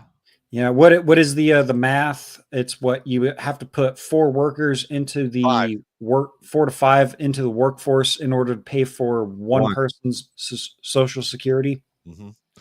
And the main reason people aren't having kids anymore is because of the fucking divorce laws and child support and all of the horse shit that goes along with that. Yep. Every time I see someone post on X and whatnot, I'll be like, "Oh, why aren't people having kids?" Be like, change the divorce laws and get rid of activist judges and make sure that a man actually has an equal say in family court, and things might actually change. Might go for the better. Get rid of the Clinton administration's family court system. Yep. I would say go back and get rid of the Reagan family court situation. He's the one that first introduced no fault divorce. That's true, but Pop and I did a show early on, really early on, like 2009, where we covered how the Clinton administration brought in VAWA and separated the family courts from the regular court system, giving them pretty much autonomy. Remember that, dude? Yeah. Yeah. Just get rid of all of it. It's stupid. I wish we could find a bunch of that old research, dude. We really dug into a lot of that crap. Yeah, that computer blew up. Yeah. I lost the entire hard drive. That happened like 3 or 4 times in the past 16 years. Bummer. Let's see. Moving on here, we got N2 Gas here says, Dwarf, the point of financial debt, excuse me, is to keep people hobbled by the debt, but never so much debt that they can't default. By keeping them in the low tiers, they are subservient. Yes. Yeah. That's They're easier correct. to control. Yep. Let's see. Broken Pine 284 here says, Seeking Kyle. Seen Kyle? Seen Kyle, anyone? Has anybody seen Kyle? Anyone seen Kyle? He's about this tall. That's so fucked up. I couldn't help it. I had to. Pop didn't want Israel Erica or Palestine Erica or any of that, so I just played Erica. Yeah. What are you going to do? What are you going to do? I'm not saying that you're wrong. All right. Let's see. Mando come back says, I find it funny how anything left is okay, whereas anything right of Stalin is far right. No, it's actually if you just speak the truth, you're far right. Right. I told you, they run entirely on feelings. They have no sense of logic, propriety, reason, or philosophy at all. It's entirely feelings. If you guys know who Jimmy Dore is, you'll know his stances because he pounds you in the face with his stances. But when he comes out and speaks the truth, the people that he was aligned with 4 to 8 years ago are calling him far right and a fascist. They did the same thing with Tim Pool. Yep. Yeah. I mean, I get it. A lot of people don't like Tim Pool, but he's my main source for news because, yes, he does flip-flop a lot. Yes, I don't like his opinions. He tells you the fucking truth. Yeah, I'm cool with that. I'm fine with that too. Yeah. Let's see. Mando coming back says an experiment was done filming Babylon 5 where the actors playing the alien races did not have makeup removed during lunch. The different species ate together. Yeah, I love that show. I love it. Sometimes I leave it on and I go to sleep to it. In-group preference is the thing. It's just a thing. You want to be around your own kind. It's natural. Yeah. Yep. Dance Alone 180 coming in back and again says, I was probably the last generations of kids degenerated via busing. Appearing white, being half Hispanic, I learned the least racist folks are often white folks, like it or not. Yeah. I did 33 years in the army. I couldn't afford to be racist with anyone. I mean, you never know when your life is going to be in their hands. We didn't have fucking time to be racist. Yeah. Yeah. Hell, in 5th grade, my best friend was the only black kid that was in our school. Look, I think and shit, I still talk with him this day. There you go. I think I've told this story before on the show. In the army, everybody gets a nickname. In a unit, you're going to end up with a nickname.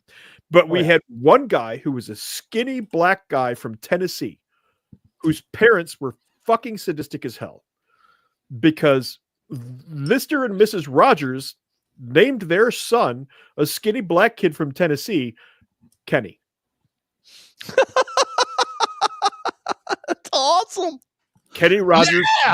Kenny Rogers never got a nickname, and he hated us so much because he'd walk up and we go on a warm summer's evening on a train bound for no. Fuck you guys! I hate you.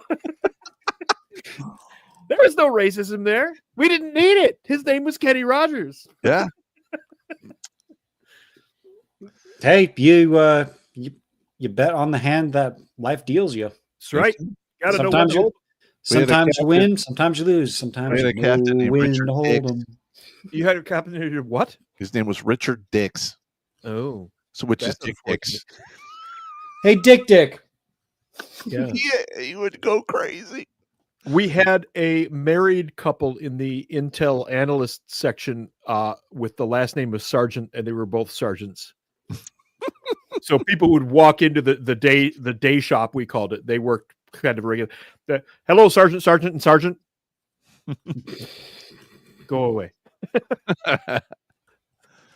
Good times, good times. Let's see. Mando coming back says, Oblivion fans will get this. Should we allow the Gray March to succeed? I don't know what that means. It's a video game. I'm not really familiar with it, though. I'm a tabletop D&D guy. That is part of the Elder Scrolls. Yeah. Okay. I played it a little bit. Yep. There we go. And, well, Alucard comes in with our first request of the night.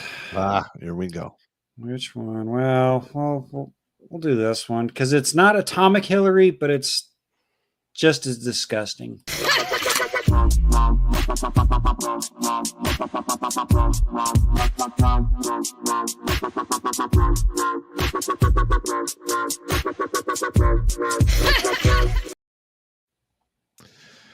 As long as the face, I can't stand it. The face. No. That's just an evil twat right there. Like I said, I need a Sideshow Bob clip. Just let's see. Mando coming back with $10 says he misspoke, but I'm going to say it. Poop. Here is a moderate flow day for you. Dorf, what is your thought about colleges closing? I'm for it. It's inevitable. Yes. The colleges cannot sustain this. They have bloated out of their purpose entirely, and they are no longer useful. Yeah, and not to mention, they're going to start getting the shit suit out of them for teaching shit that's useless. Mm-hmm. Yeah, they're fucked. Yeah, I think college closures are inevitable, and I don't mean the little online jobbies. I think we're going to see some major universities take hard hits. Good. Yeah, I'm sick and tired of them taking $2 billion worth of government funding to teach communism and communism with tits and to be anti-American. Yes, I'm sick and tired of that shit. I'm tired of it. I for one am happy to see colleges close. Watch the Yuri video, dude. Everything he says on there is 110% accurate. Yep. Before the show started, I was like, we gotta talk about Yuri. And the 4 things. And he's like, relax, we'll find it. I'm like, we got it. We gotta talk about it. I found the video. I got it. Yeah. Yep. Let's see. Net Guy 1975 coming in and says, Pop, Texas will be allowing school vouchers. Ooh. Too bad you have Gretchen Whitmore. You guys are fucked. Well, and he does drop a link. I will save that and I will share it with the guys here after the show. With Stretch and Gretchen, they're going after the governor of New York for what he did with the COVID mandates and the old folks' homes. I want to see her go down too. No, wait. Let me rephrase. Allow me to rephrase. Okay. Phrase. I want to see Witless Whitmer be punished for what she did. I do not want to see Whitmer go down. I don't want to see that either. Not interested. She's already known for going. Hey now, hey now, hey! Don't dream it's over. Let's see. Fan I am the man that came up with the Bolshevik drinking game says holding up a sign that says "Free Palestine" will just make the Jews want it even more. Like I said, I have nothing against the Jewish people. I have nothing against the Muslims. I'm just sick and tired of paying for it. No more American blood or treasure for somebody else's wars. Yeah, I'm sick of those people have been killing each other for 6,000 years. Yeah. I don't want any part of that. If you guys haven't checked out Habitual Line Crosser's video about that region of the rock that we live on, I highly suggest that you look into it because HLC does do his fucking research. I will have to, Jimmy, send me a link to some of that because I am that guy who sits there and reads ancient history books. I can quote Polybius and and Caesar and all of that stuff. Yep, I can. I will be sure to in my spare time. I'm pretty sure we'll be a little late tonight to get to that, but I will be sure to remind. I will be sure to remind myself to send that. I would love to see that. All right. Let's see. We got Mando here says, Pop, we should nominate Black as Volron. Volron. What? I have no idea who Volron is. Vorlon. I don't know where we're Oh, going. Vorlon. Oh, he's from Vorlon. Babylon 5. Yeah, yeah. But okay, I've never watched Babylon 5. There you go. You I just haven't watched it. I never got around to it. It's on Amazon Prime. You watch the Okay. whole thing, all 5 seasons. I like Farscape. Yeah, Farscape's good. Just be careful with Amazon because you know those tariffs might get you. Okay. Yeah, they're going to get nuked for that shit. Yeah, that's nice. Yep. Let's see. We got Professor Blake Pooh Ass Blaster coming in and says, I am paying off a student loan and my student loan is privately only owed $2,500. Left it on, give us a Hillbilly Hillary. Well, we already had Pop and Hillbilly Hillary making out and whatnot. But there was one request No. Oh, a little while ago that someone said, No. I have the video. No. Everyone, present yourself to thank you very much, Elvis Pop. Carter is asking Pop's face on Elvis. I would probably fit on there quite well. Not the fat Elvis, of course. Unless he had come on. Unless he had a Punisher shirt on.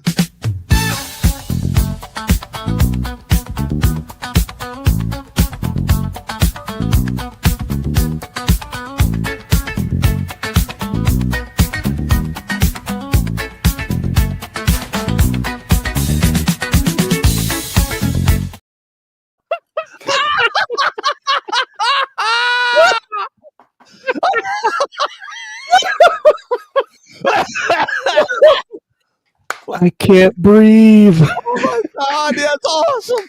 Oh yeah. Oh my God. That's awesome. Oh my God. I had to fucked within the regiment, even me winning. It's a good thing that earlier in the show I was previewing that and I had it downloaded. It's a good thing I had my microphone mute because I was laughing so fucking hard. Oh wow. Oh my God, Billy Von Baum. Again, we're not worthy. We're not worthy, man. We're not worthy. Oh, that's awesome. I can't breathe. Oh man. Oh my God, I'm gonna cough up a lung. That was too fucking great. Oh wow. See, going back to the super chats here, we got Brooke Pine coming back, says, worst question ever. Do we need to wear our helmets? Yeah. Some of us, yes. Yeah. His isn't a ballistic helmet, though. No, mine's just a bumpy. Yeah. Mine's just So you don't bump your head? Yeah. There you go. Oh, excuse me. There we got Alucard. He's got a request. But don't worry. Don't worry. It's one thing that everyone loves, and it's never going to get old.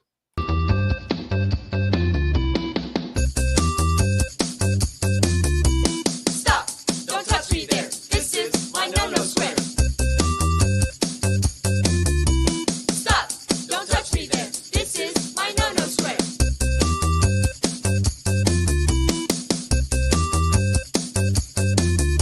Stop! It doesn't get old. No. That's Never gets old. That's a classic. Classic Pop videos. Yep. Let's see. Alucard coming in and says, Dwarf, have you heard about the continental displacement theory? No. No. Not in those words. I am interested I've never heard in knowing about it. more. I am interested in knowing more. Yeah, we'll have to take a look at that then. Let's see. Rule Man Life for $5 says all higher education be banned for women. High school education with a heavy emphasis on home economics for domestication. College overinflates a woman's ego and they become insufferable over time. Everyone who thinks they're better than everyone else becomes insufferable, in my opinion. It's not a man-woman thing. It's everyone. Yeah. I.e., West Pointers. Insufferable, arrogant. Oh God, ring knockers, dude. We had a name for them. We called them ring knockers. Yeah, I mean, I would literally not work for them. I'm like, nah, I'm good. Yeah, I'm in command. Well, yeah, that's your problem. Yeah, we had one of those as a platoon leader, and we were pretty hard on the poor guy. I'm not gonna lie, we abused the shit out of that guy. Phrasing. No, the other abused. Yeah. We're not talking. Not prison abused, army abused. Yes. There's no packing of the asses here. None of that. Yeah. There you go. Let's see. Professor Blake coming back says, "Hey, tell Battledorf that he has his special ed helmet on, and also give him a Dwarf and Nancy. You know what? Actually, where is the button? Oh button, no, button, there's not another one. button. Who's got the button? No, I was gonna play the Dwarf and Nancy kissing, but where's the fucking button? Unfuck yourself. Where is it? Fortunately, I can't help you here. I thought I organized this shit. Where's it at? Oh, there it is. God damn it! It's not named. It's not named Dwarf and Nancy. It's called The Dwarf Show.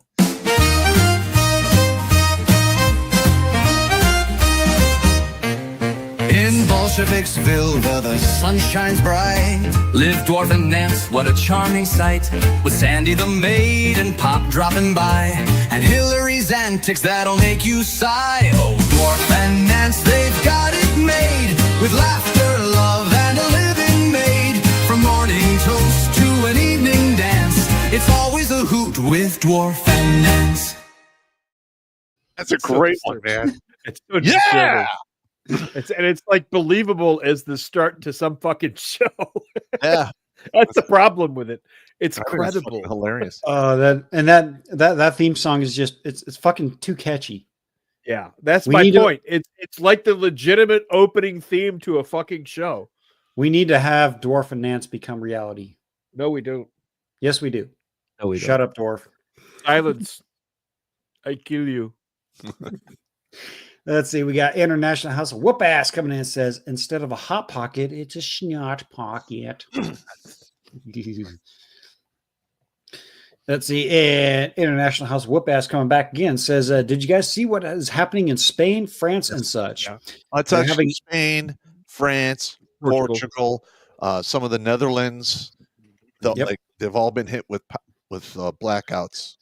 Yep. They are all having an all-out blackout. And I just bought myself a Streamlight lantern for just in case. Yeah, I have solutions to those problems. What's going to happen with the total loss of power is they also lose all of their surveillance stuff, and people are going to go, nobody's watching. Yep. Yes, they will. People will in other words, someone's gonna die. Yeah. We should probably have Billy Von Baum do a video about that. Someone's gonna die. Yeah. Have a general be calling out battle plans and whatnot, and then just cut to Pop. Someone's gonna die. Yeah. What are you gonna do, man? Hey. Yep. Let's see. Broken Pine coming back says Cuban women and Italian women are both the same. Both hit the wall early. That's true. That's true. Yeah. Yeah. I can't argue. So do Mexican women. Yeah. Basically, any women below the equator, they hit a certain age and yeah. Pull the pin on that fat grenade. Life Raft Lagoon. Yeah. Yep. The fat from their ass goes right to their thighs, and they go pear-shaped. Yeah. Yep. Let's see. Mando coming back says, we do not deserve Billy Von Baum. No, we don't. That's a fair statement. That's a fair hilarious. statement. He knows what he's doing. It's fucking funny as hell. Yep. And Mando coming back again says, last one for the night. Should some of these people be referred to as organic life forms? Organic life forms. That's good. Write that down. Yeah. That's Alucard coming in and says the North American continent is thinning, especially in the Midwest. Yep.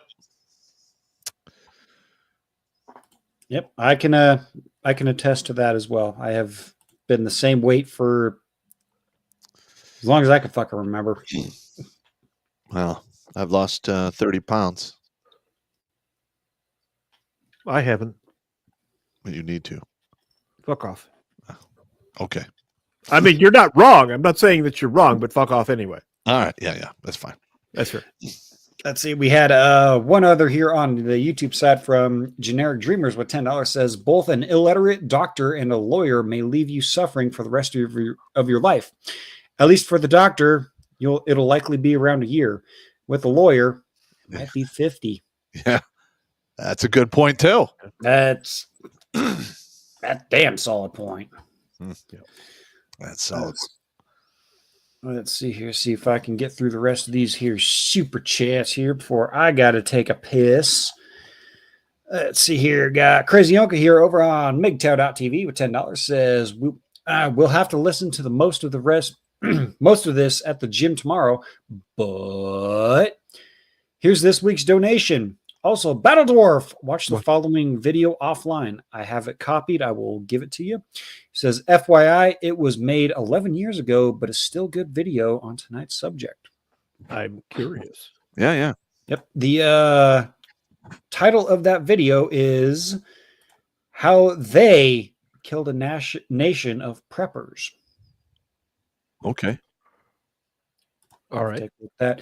And unfortunately, I can't get through the rest of these fucking super chats without taking a pee break. So I got to take a pee break. Sorry, guys.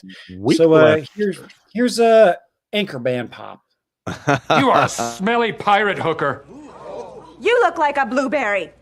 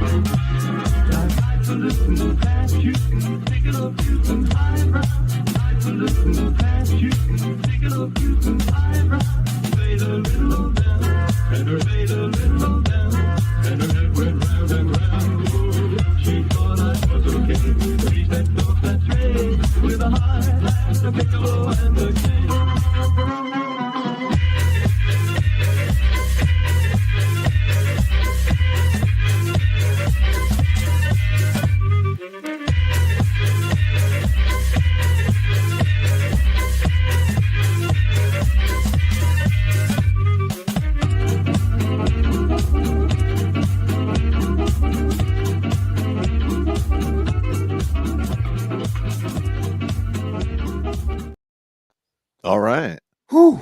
Sorry about You that. all right? My back teeth were floating there. I get it. It's all right. All good. Let's finish Let's these see. up. Got a couple here from Mig Tyrone. The first one here says, "Evening, gents. Well, Canada just royally fucked themselves in their election. Conservative leader Pierre Poilievre lost to Mark Carney's Liberal Party. Now Canadians are blaming Trump. However, sure he lost. Yeah. Patrick Bet-David felt that Poilievre didn't stomp hard enough to win their election, especially since Poilievre decided to go anti-Trump during the election. Thoughts?"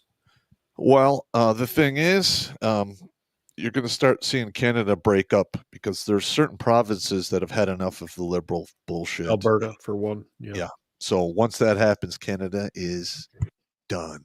Yeah. I don't believe for a minute that Canada had an election just now. It was a selection. Yep. And Meg Tyronen's second one here says, "One night, an old man was drinking some 100-year-old scotch, but as he was walking, he fell down some stairs, but he did not spill not one drop. Why? He kept his mouth shut." Yeah. Yeah. Nice. Yeah, I couldn't afford 100-year-old scotch. Oh, no. Hell no. I just drink for effect. I don't really enjoy That, it. yeah. That's why I drink Coors Light. But I mean, it does take a lot, but I drink for effect, not for flavor. Yeah, my great uncles called stuff like Coors Light canoe beer because it's fucking close to water. Yep. You're not wrong. But it's better than drinking tranny fluid, aka Bud Light. All right, Just let's get through these, man. Let's see. It looks like the only one we have over on Odyssey is from I sent you some emails, says number 560 checking in. Right. Oh yeah, good to see you there, good sir. Any lemons, and not the Dawn kind, over on D Live? It doesn't look like it. Over on the Itchy Twitchies, we've got 9 viewers over there, normal viewer and audience over there, and over on the Twattersphere, we got 78. All right. Okay. Did we cover all the Cash Apps?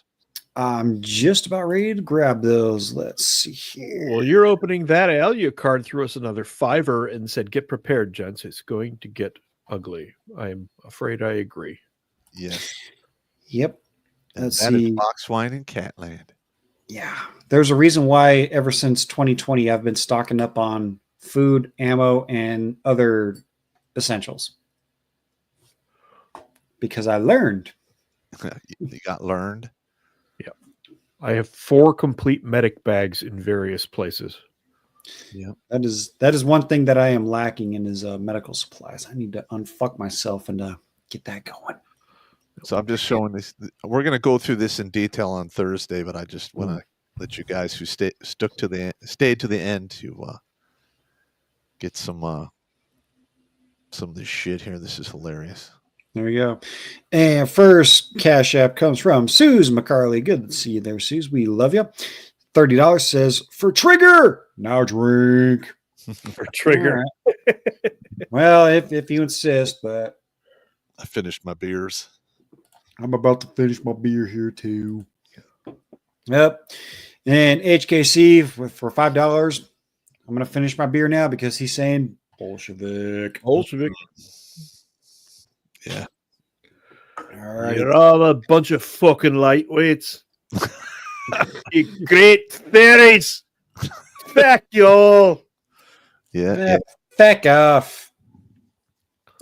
Let's see. We got $10 here from Mark. Says, I first found your channel in 2017. Oh, wow. All right. Nice. That's about the same time that I found the channel. Yeah. Okay. So there you go. Look what happened to you, you poor bastard. I know. I get roped in, and well, here I am now. Yeah. You actually came to see us in Vegas. 14 and a half hour drive. Damn. Worth every fucking second. All right. We'll jump back over here. It looks like you boob is all caught up here. Let me make sure. Oh God. Oh no. Oh no. What? Well, first off, Alucard coming in says, do you think Canada might have a civil conflict? Yeah, I don't know. Possibility. It is a possibility. Yeah. And well, oh God. Oh, you see what I see, right? Yeah. Just do it, Yeah, Jimmy. Rip the Band-Aid off. Okay. Rip the Band-Aid off. Oh no. Okay, hang on. I got to put pop full screen for this one. Oh no. Snot pocket riddled with STD pus. God damn it. Gooey, slimy, snotty pus mixed together with zinc. Vomit. Why is it always zinc? Nodules of chunky period blood with reddish, greenish brown pus mixed with chewed up foods. That's like zombie stop it. Mixed with piss. Stop! That's fucking nasty. Why do you fuck with me like this? God damn it. We already tried to make pop puke. Man. That was tried to make pop puke and we failed. That was oddly specific. It's the zinc. It's zinc. It's just nasty. Let's see. Oh, International House of Whoop Ass came in and says, finish this sentence. For might, for right, we are. Yeah, I get it now. Won't say it, but I get it. You don't get it? Come on, Steve. All right, next one. Moving on, because the battle dwarf is trying a battle blank. No, he's not. He doesn't want to say it. Yeah, I got you. Yeah. But let me just jump through everything. It does look like we are all caught up here. Oh, we got Mark coming back with another $5 super chat. Says creature name blame a sore. That wasn't that a Cash App? That was a Cash App from Mark. All right. Well, thank you, man. There you go. Thank you. Again, thank you to everyone else that does want to sit here and enjoy the debauchery and disgustingness. Sometimes that happens around here. But Pop, I believe we're ready for the safety briefing. All right, everybody. Safety briefing from the retired first sergeant. All right, don't drink and drive, don't drink and swim, because that's never going to work out for you. If you must fornicate, wear a condom, take it with you, flush it down the toilet, because bitches are sneaky. And child support does last 18 to 21 years. Rack up, pack up, and stack up. There's only safety in numbers. And maintain your situational awareness, because if you're going to be attacked, something in your environment will have changed, and it's up to you to see it. Play the long game. You have no idea what tomorrow holds, okay? And stay in the fight. And if all else fails, live at a motherfucking spite. And last but not least, I am the guy who's cheering for you to win those battles that you can't tell anyone about winning. All right. Yeah. Any final words from the happy helmeted battle dwarf? Well, ladies and gentlemen, Pop is going to do a live performance at a roadhouse in Michigan. At some point. We have not picked the date yet, but we have the place. They're enthusiastic. I went in there and pitched it, and it's a place that I go fairly often because it's a mile and a half from my house, and they have really good burgers. After I pitched it, a couple days later, I came back, and they said that several customers overheard me talking, and they're like, "Well, we want to see this show. What's this show? Who is this guy? Who is this guy?" I haven't done stand up in a long time, man. You are on the spot, motherfucker. All right, thank you. Man. I appreciate it. As long as it's not the G spot. Yeah. We got to do. It's got to be a minimum of 30 minutes. That's fine. That's fine. We got it covered. All right. Midtown Mando chimed in for a buck. He says burgers. Right. No, seriously. They've got really good burgers. They actually make their burgers there. I believe they're not frozen patties. Yeah, you and I went there once. And we did, yeah. It was not bad. Yeah, exactly. Nice. Excellent. And of course, everybody knows the evil button pushing monkey's final spiel for the night. Head on over redonkulas.com/shop, fourth wall, whatever you want to fucking call it. Get yourself a glass. Live out of spite. Stay in the fight. Strike that, reverse it. Of course, we got it in everything. You want a mouse pad? There you go. You want it in the laptop sleeve? There you go. You want a hat to put on your cap? There you go. You want a beanie? I know it's not a beanie weather, but well, you never know. Summertime, get you a shirt, all of the good stuff. Let's make Listexia great again. Yeah. Or you can become a Pop approved hog hunter. Oh, yeah. You just never know. Got all kinds of stuff on there. And if you guys ever do get yourself some Redonkulas swag, tag us in the on your social medias, walking around town or showing us that you got it, just so that you know that you're sharing the love and spreading the love. All right. Phrasing.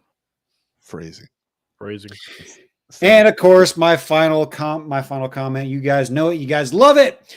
Keep your gunpowder dry and the cootie juices off your dishes, because you don't know where that cooter has been, and you don't want to end up with some gonosyphilata herpacrabs. What? That's pretty It's good. Gonna, it's going to end up with a double shot in the ass and a stern talking to from your doctor.